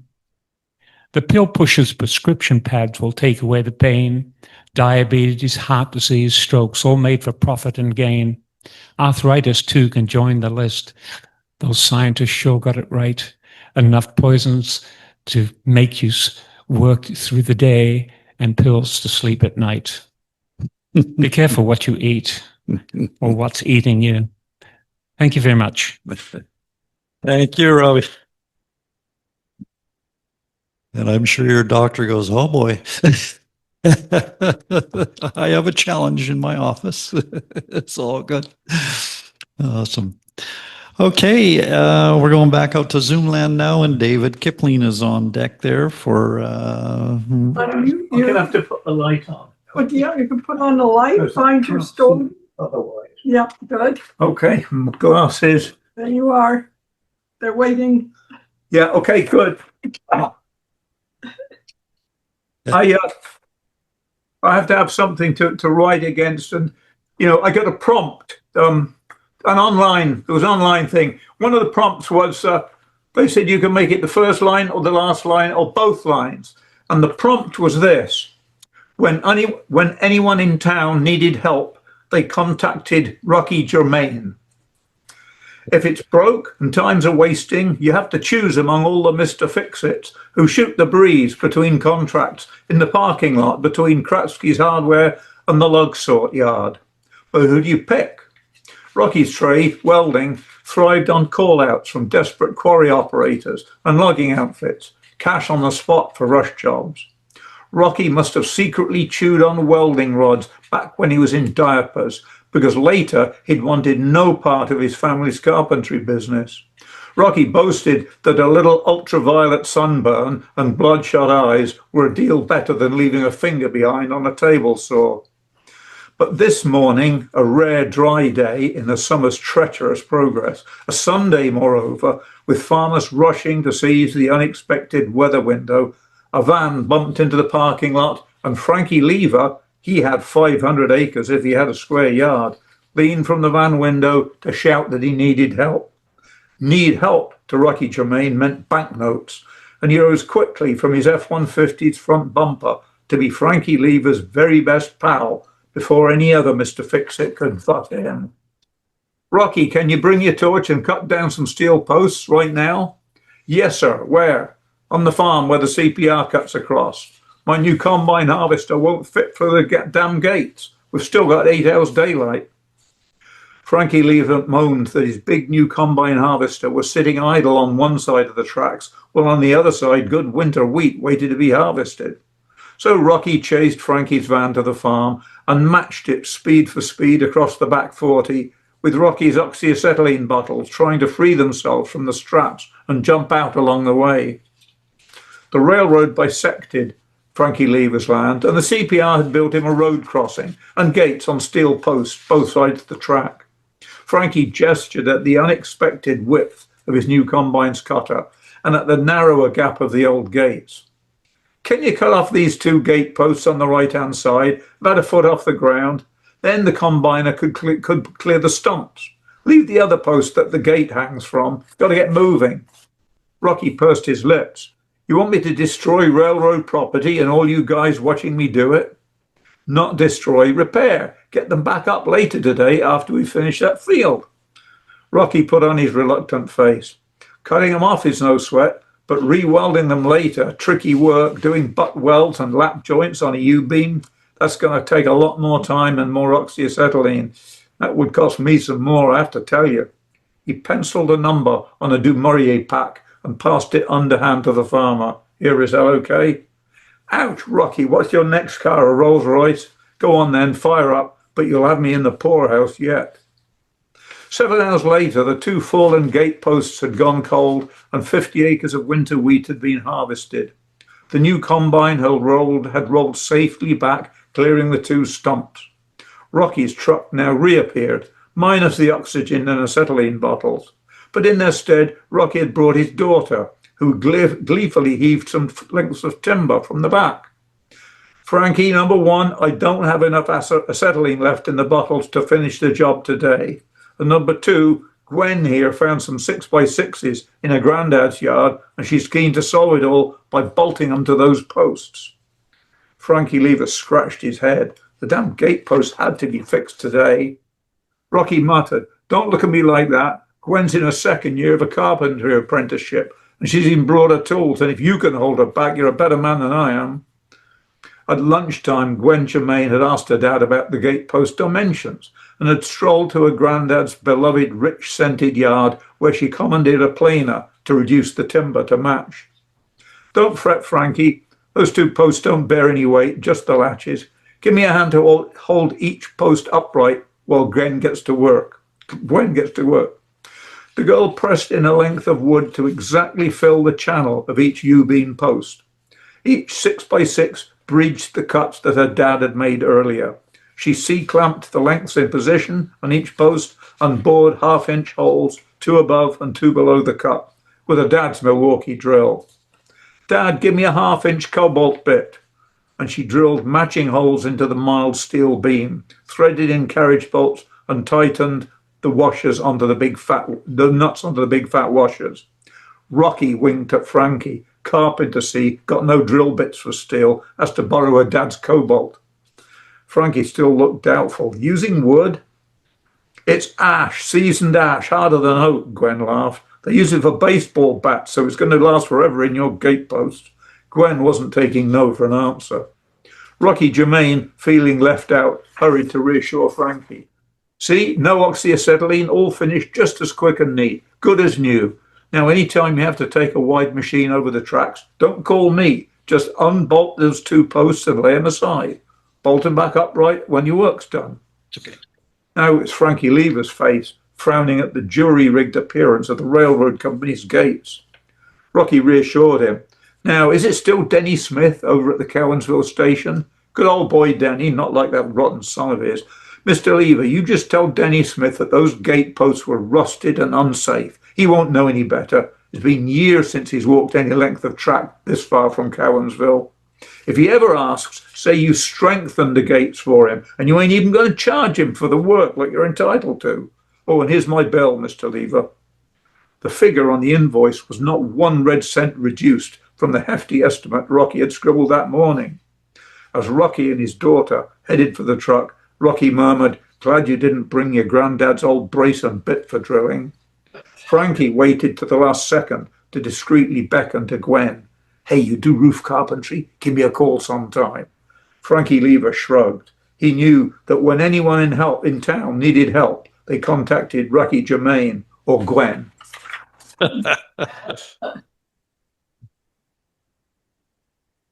Oh, those rogue farmers. Great characters, David. Thank you. And always an entertaining situation. All right. We're going to go to Mark Wonneck now in Qualicum. Okay. All right. Going to share a little music with us. Just a little musical interlude. That was a very nice story. Yeah. I'm still good with the sound and everything. That's all right. Yeah, I think we're good. Everything good out in Zoomland for the sound? Yep. All right. They were a perfect match. P's and Q's in a cabbage patch. She spoke so slow, he spoke so fast. Everyone said it wouldn't last. The time, you know, is relative. They met at a baseball game, a quiet park, little chance of rain. It was the only thing she found, didn't end too soon. He was bored as a lazy afternoon. Pitching duels aren't for everyone. When the ball popped foul, she moved slowly in. Anticipation for her was a simple thing. He fainted at the fright, but when he came to, it was love at first sight. For her, it took longer. How can we know what we're looking for? How can we ever be sure? How can we know it's just out the door until we're there?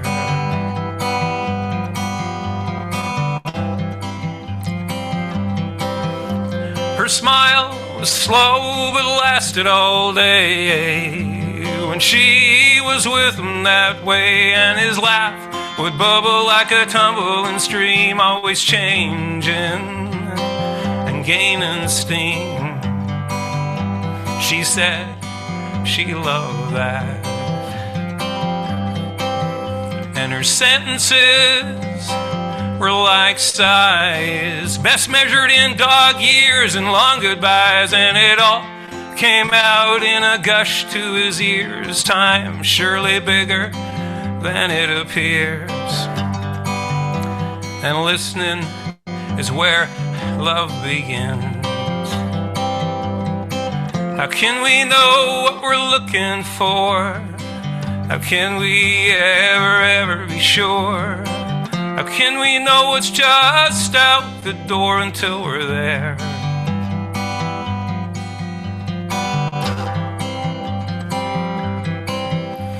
Well, these days, so many live in fear, especially of those who don't live around here, and that though we're mostly all the same,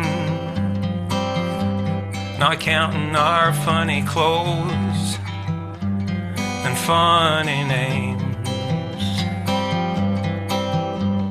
She took a chance, he did too. It probably worked because they wanted it to. Everybody starts out strangers, and while we all live in danger of what we don't know. They were a perfect match, P's and Q's in a cabbage patch. She spoke so slow, he spoke so fast. Everyone said it wouldn't last, but of course it did.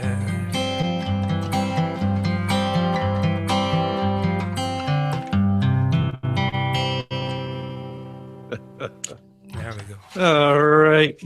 All right, thank you. Talk about compressed fiction. I mean, there's flash fiction, and then there's a song that tells that kind of a story in no time. That was beautiful. Yeah, I have to say, I don't use any outlines. No. I don't have time. Yeah. No. Yeah, we'll have to pick your brain for your process one of these nights. Sure. Okay. Thank you, Mark. That was awesome. As always. Okay, Peter Paul Van Camp is up next, and Mark's partner in crime often. I think you guys had a concert together not so recently, didn't you? Or just recently? Yes, it was, we were down in Saanich a couple of Saturdays ago.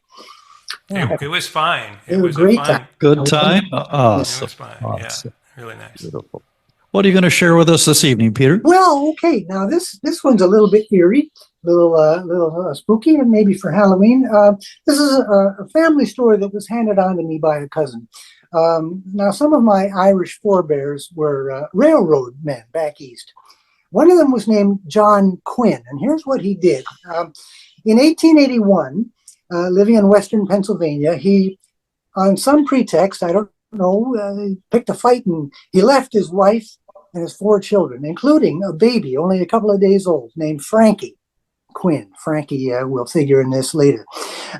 And John Quinn did not want to be found, so he kept moving. And you can imagine that he was easily spooked because he knew that the family was going to be looking for him. Well, 25 years later, Frankie has grown up. He's married now, also a railroader working on the Nickel Plate Road in eastern Ohio. And in this piece, an acquaintance of Frankie's, who, this should be noted, has no knowledge of the family history, doesn't know about John Quinn having abandoned Frankie, growing up without a father, any of that. He's just making conversation. He's the speaker in this piece. And, well, okay, and as for Frankie, throughout the duration of this, he's standing staring with his mouth wide open as he listens to what this fella is saying. Now, this is called Lost John's Phantom, Conneaut, Ohio, 1905. Oh, I should add that the speaker is an Irishman. Well, there you are, Frankie Quinn. I've been hunting you all over. How are you keeping? How's the missus? And now the weather's cooling, have you disinterred your spuds? And have you time to dig mine? Now, Frankie, let me tell you, down in Texas last spring. Oh, did you know I went to Texas? Well, I can't recommend it. Worst place I ever seen, for plainly put, you name it. Anyway, when I was there, I met a fella, railroader. He was older than you are, but Frank, he looked exactly like you. Oh, like you would in 30 years. This fella's leaning on a pick towards evening by the shanty, just standing there easy. This was down in East Texas. We were laying in a spur between the Sulphur Springs and Paris. Awful country, desperate wages, wormy victuals. Now, Frankie, don't be tempted. So I'm just about to ask him if he's from here or he knows you, this fellow that was there. When I seen the water barrel, and well, me being thirsty, I dipped me up a drink. Of course, it tasted all of brimstone, but that's what you get used to. When I look for him, where is he now? Into thin air, like the devil come and snatched him. Like the two of us were standing there at different times entirely. Oh, sure. Frank, there was a story going around the camp that struck us pretty funny. Had to do with, I believe it was, an actress and a deacon and some torn red flannel long johns. I can't recall all the particulars, but she ends up by saying, "Oh, well, of course, Your Holiness. Now I recognize you." Oh, we howled, kept our minds off the rattlers and tortillas that he did. Now I recognize you. By the holes in his undergitch, it must have been, you see. Now he had your build and features, Frank. This fella I was telling you, I thought at first he was you, and I'd just begun to wonder what had brought you down to Texas, family man like yourself. Oh, Frank, now, Texas. What a Lord-forsaken west of purgatory there. The immortal wind, pausing, ceasing, once a fortnight to inhale, as the poet says. But then I seen that you was grayer, or the other fellow was, for you was here, weren't you? Ah, you're smart to stay at home. Wished I'd missed the whole experience. Now, I've got to say, Frank, this thing was kind of, well, it had me on me heels. First he's you, this fella. Then he's older, gone to stout a bit. Then he's just a track pick, laying next to where I seen him, and a smell, sort of musty, you know. Give me the willies, I can tell you. Have him yet, I don't mind saying. Now I'm seeing you again. Anyway, how you been? How's the nickel plate treating you? How's Laurie and the babies? Any new ones on the way? Why say, Frank, the way that's a mighty peculiar. I've seen that look before. What? That's the very look that fella give me just before he disappeared. The one that I was telling of. This fella down in Texas.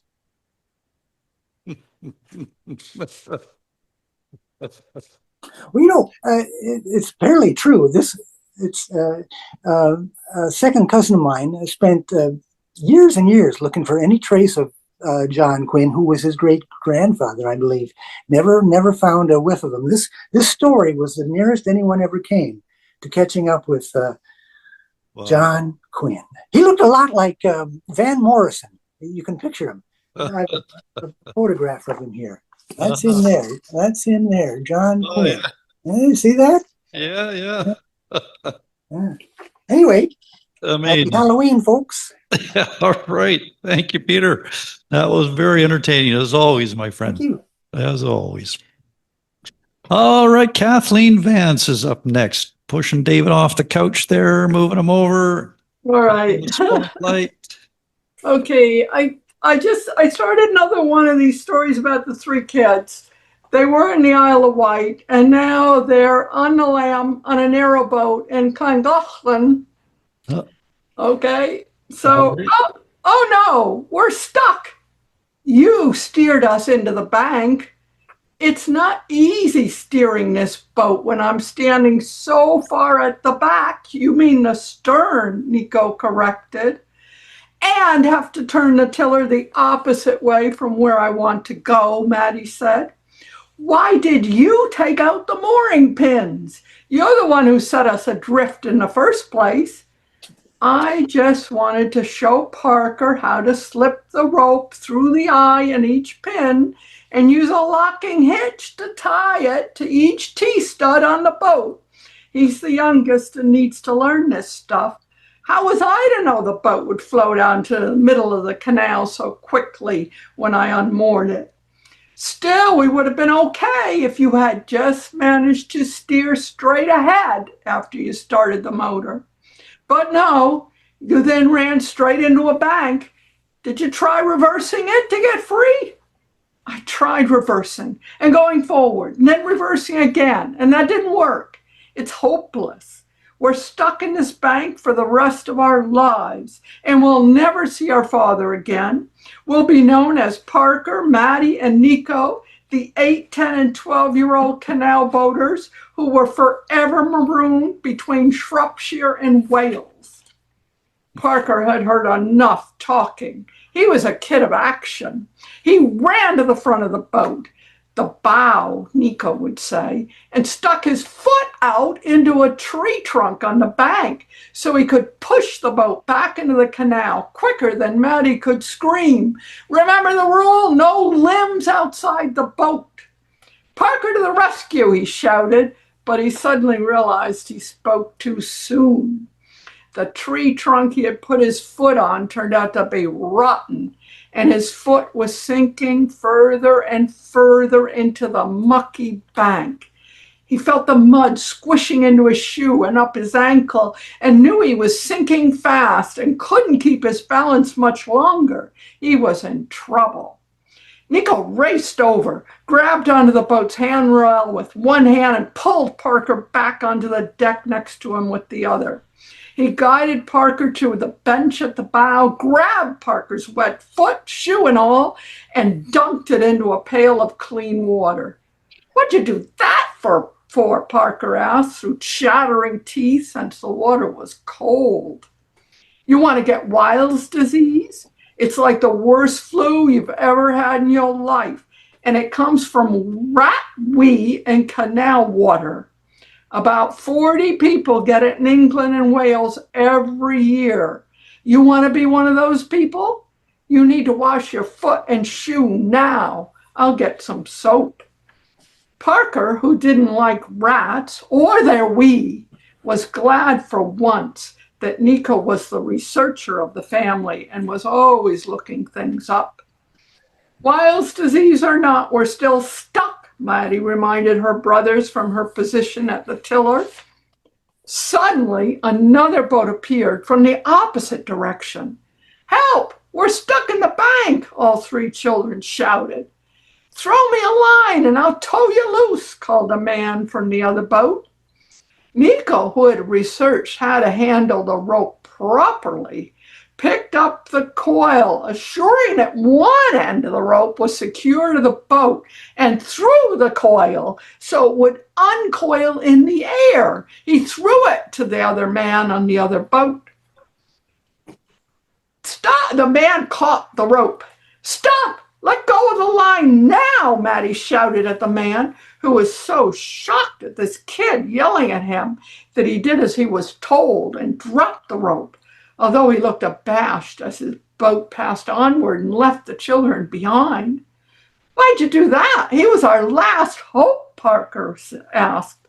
"He knows less about boats than we do. He was just holding the line in his hands. He hadn't looped it around anything on his boat to take the strain off the rope. So as his boat went by, instead of him pulling us off the bank, he would have been dragged into the water himself. We don't need 2 cases of Weil's disease." "I wish Dad were here. He'd know what to do," Parker said. Their father had to attend a conference nearby in Telford in Shropshire, and he had thought it would be an adventure for them all to stay on a narrowboat during the conference.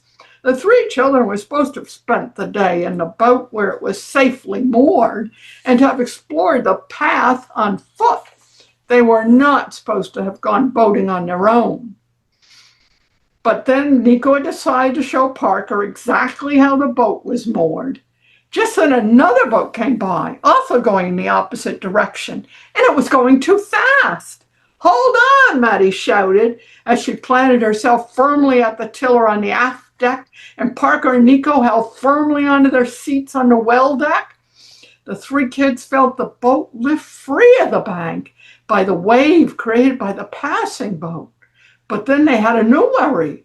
Would the two boats collide? Trust me, Nico told them. We have nothing to worry about. The water pressure between our two boats will push us apart as we meet. Then once we passed each other, the pressure will draw us back towards the center of the canal. You can rely on it. It's simple physics. Yeah, simple for you, Einstein, Maddie said as she and Parker sighed with relief. Thank you. Oh, God. Oh, what they get up to, those kids. My goodness. Thank you, Kathleen. And we're looking forward to seeing where that one goes. It's going to be interesting.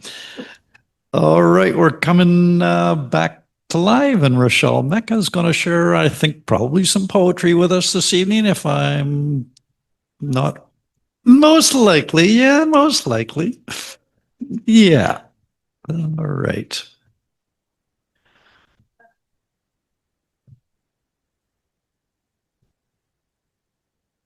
And try this tricky business of balancing all three books I want to read out of. Oh, that's going to work. Going there. There's a little table over there if you want to pull that up and put them on the table. Yeah.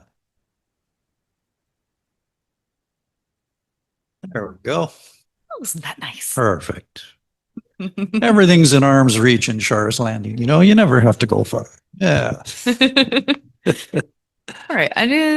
First, I'm going to read this one that I wrote recently.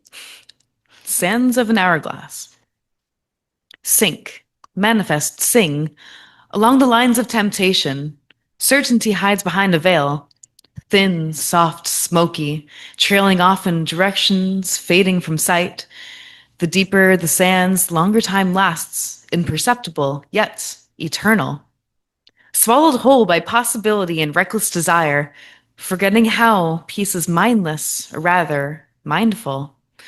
Is this a choice to make or a state to follow?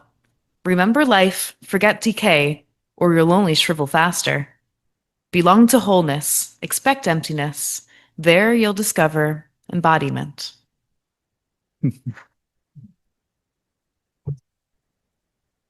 There's a motto. Remember life, forget decay. I love that. Put that on my mirror. Just keep living. Don't think about when you're going to die. It could be tomorrow. It could be 10 years from now. It could be 50. Yeah. All right, I'm going to read a couple of my favorites here. We're going to go into a journey into the Tesseract.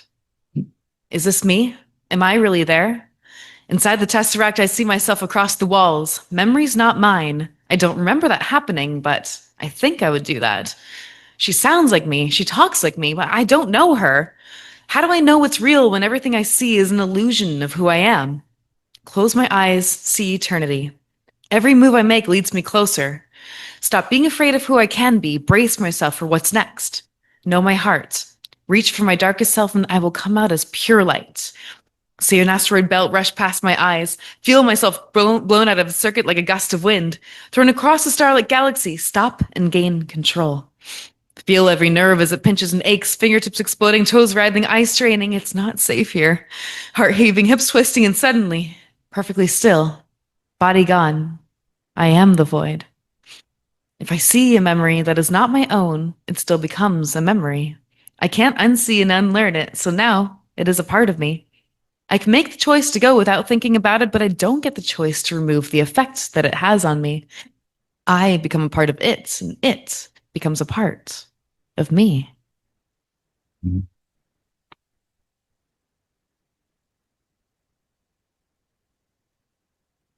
For anything that we see or try to repress, it's always going to be a part of us somehow and always affecting us deep inside. On that note, amnesia could be pretty interesting because still, essentially, your body has memories.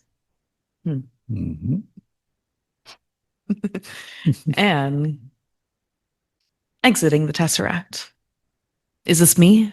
Am I really there? Inside the Tesseract, I see myself across the walls. Memories not my own. I don't think I would do that. Crash. Have I been here before? That looks like me, back then. But if time is eternal, then I am peering into the present. The past preserved in a mind-bending tunnel. Nothing is ever erased. I might now carry the key. An access point I'll now try to reach? No! Reaching makes it slip away. Hold on. Listen. Emptiness has a voice. No escaping the cycle, I'll just make it spin longer. Chaos has total control. After and before follow each other. That is the path to infinity. If I follow it backwards, I'll reverse my way back to the beginning of the journey. Forgetting makes me stronger. Remembering made me worry. For some time, I went worrying about what got lost in the void. The void gave me strength to grow new memories, infuse the forgotten, then transform. If fate allowed me to walk away, it also let me craft a new world. Cherish, yet do not keep the past. It is held by not myself, but the great conscious beyond. I let go completely. Live in this void. Almost too soon, my eyes open again, body rematerialized. Inside the Tesseract, I see myself across the walls, more memories of my own. Projections of the past have now become real.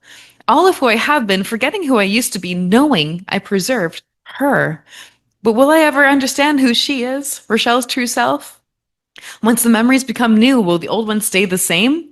Of course they do. I've seen it. Preserved in an intimate, interdimensional prism, only I feel changed. Goosebumps surface on my arms, an eerie feeling of being alive. From now on, I will not question the truth of the fabric of time. Chaos.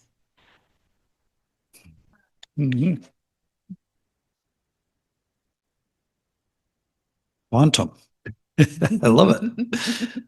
Is that it? Yep. Time is up. Time's up. Time is up. Awesome. Thank you, Rochelle. Thank you. Thank you for bending time for us. You're absolutely welcome.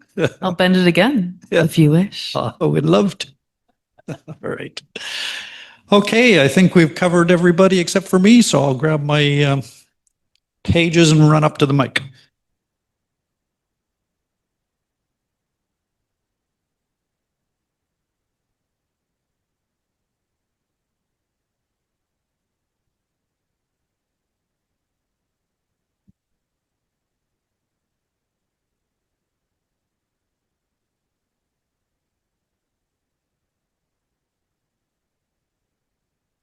There we are. There we are. Okay. Zooming. Not too close. That's good. All right.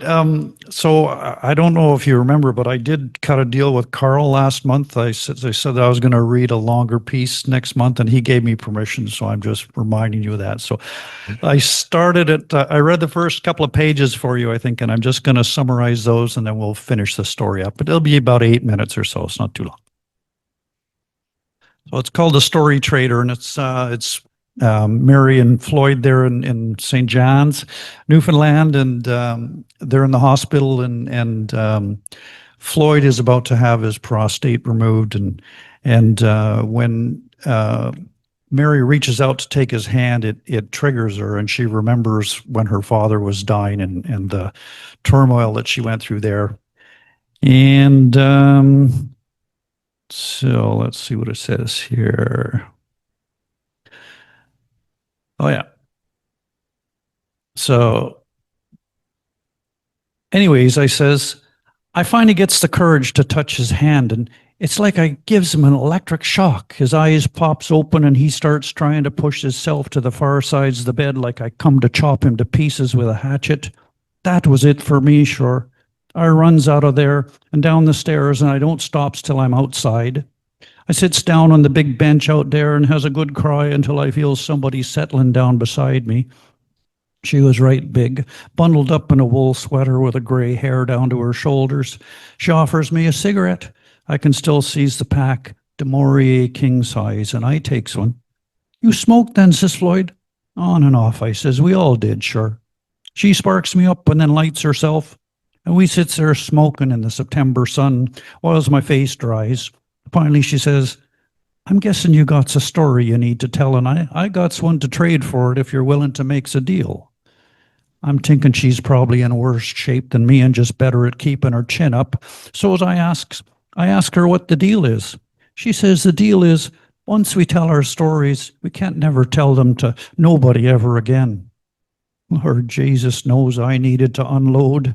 So I agree on the spot and start spilling slow at first about how growing up me father spent more time fixing his darn cars at work and drinking at the tavern than he ever did with me or me mother. God rest her soul in heaven. We'd sit up nights waiting for him to come home till I'd fall asleep on the couch, and I'd count myself some lucky if I woke up when he carried me to bed, sure.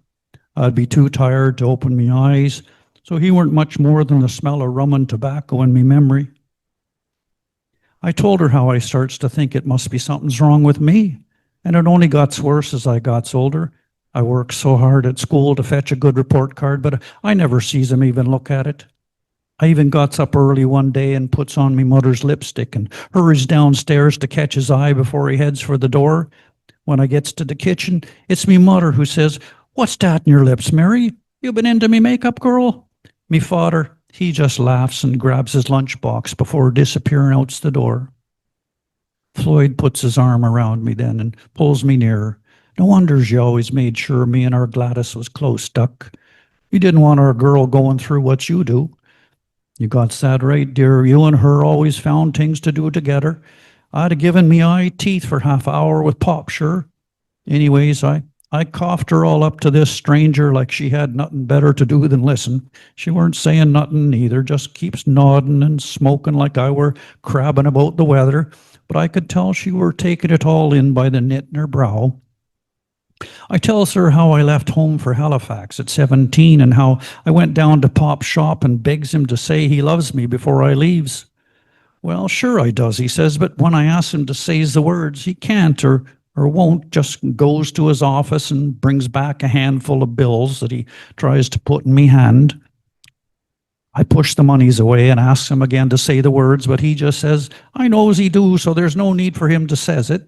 And that's how we leaves it. Him standing there in his dirty coveralls with his greasy handful of money and me walking out the door like he's done to me my whole life. I has no idea, Duck. All these years I has no idea, says Floyd. Well, I's promised that old woman not to tells anyone else, and a promise is a promise, sure. Besides, I don't want you giving me no petty love. I wants the real thing or nothing. Floyd pulls me close again and kisses the top of me head. Did she ever tell you her story then? I means when you were all done? Oh, sure she did. Afters I tell her about trying to hold Pop's hand and how that mades me feel bad all over again, and worst, she gives me the biggest hug and I cries into her sweater like she were me long-lost grandmother what I never met. She kept saying, there, dear, cry it all out now. It's all done, sure, that's the girl. When I finally stop, she wipes me cheeks with her fingers and throws the tears to the sun. Then we sits back down and I asks for her story. First, she makes me promise that whenever I feels like telling me story to anyone, even to myself, that I tell hers instead. I thought that were some strange, but I says yes anyway, thinking I can do what I want, what I like, sure, later. She starts off like she's telling me a children's story, once upon a time and all that. And then she tells me this story about a young orphan girl what lived with her adopted mother and father in a house deep in the woods. And every morning the father would go out chopping wood and the mother would send the girl out with a tin pail saying, looks for the column of smoke and goes there to fetch us a pail of water. Sounds like bad advice to me, says Floyd. She also tells the girl never is to open one certain door in the house whatever she do. Something tells me she's going to open that door, says Floyd. Sure enough, I says, but not before she spends lots of time trying to find water at a bunch of bonfires. Sometimes she even gets too close to the fires and gets her face scorched and scarred up. But she keeps going back, sure, because her mother tells her to. Not the sharpest hook of the tackle box, were she, Duck? Oh, she figures it out eventually and hides in the woods one day until her mother leaves the house. And she goes in and opens the door she weren't supposed to and finds a long staircase going deep down to a pool of clear, cool water. So she fills her tiny little pail and takes a drink too, and Just before hurrying back up the stairs before her mother comes home, she catches a glimpse of her face in the pool, and be darned if all her scars aren't gone. Just like that. Sounds like she found the fountain of youth, says Floyd. As good as or better, I says, because when she gets back upstairs, who should be standing there but her mother? She starts getting the dickens from her mother for disobeying her. Be damned if she didn't see her old scars on her mother's face. Then her father comes home and they're on his face too. Long story short, she lets them both drink from her pail and they all lives happily ever after. I thinks I could use a drink of that water, sure, says Floyd. Did she tell you what it means, Duck, or were it just one of them kids' stories meant to make us believes in magic? She tells me it's up to me to figure it out and says I should likely go try sitting with Pops again. Then she reminds me about our deal, gives me another big hug and starts walking away. I heads for the door that goes back in, and when I turns around to say thanks again, she were gone. Never sees her again in me life. Some strange was, says Floyd. His eyes is closed now from the shot, and I'm guessing he'd be sleeping if I quit talking long enough to let him.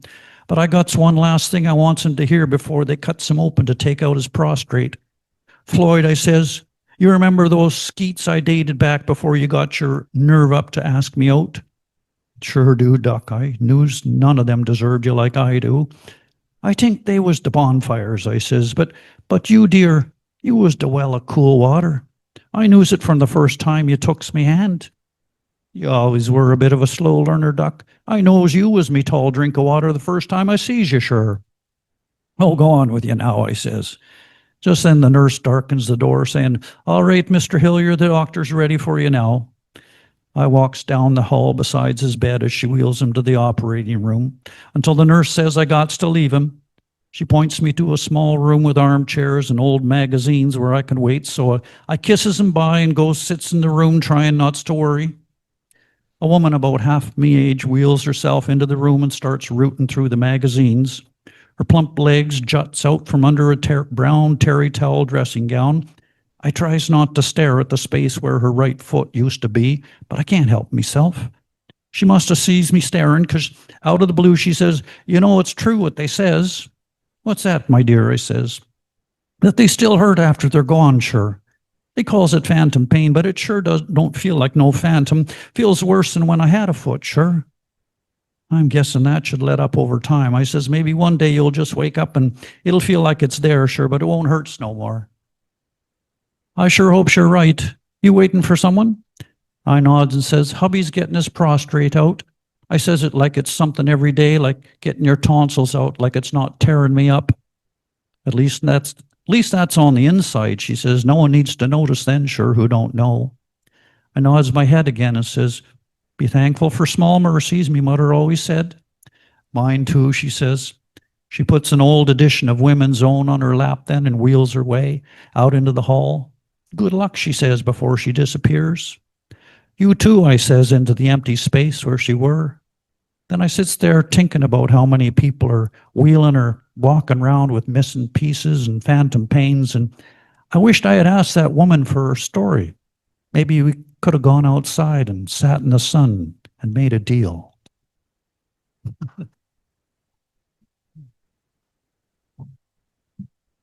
There we go. And that's the end of another Electric Mermaid. And thank you all for coming and sharing your work with us and making the evening so special. Huge thank you to Gail. I don't know if Gail's still with us out there, but anyway, huge thank you to her for sharing so much of her craft and her process with us, and a little bit of her writing there. And what a wonderful resource her website is too. So I'd encourage everybody to just go check that out. Big thank you to Char, as always, of course, for making this happen. Thank you, Char. Opening up your beautiful space to us. Thank you to Mary for keeping us watered here and fed. And thank you. And thank you to Robbie Van for stepping into those big shoes. Thank you, Robbie. And I'd like to give you a big thank you too. I always enjoy every time you read. So thank you very much. Not for hosting, but for being the brilliant writer that you are. And thank you to Char. Yes. All right. Okay, we'll see you all next month. Have a good Halloween. Keep inspired, keep writing, and be safe and be kind.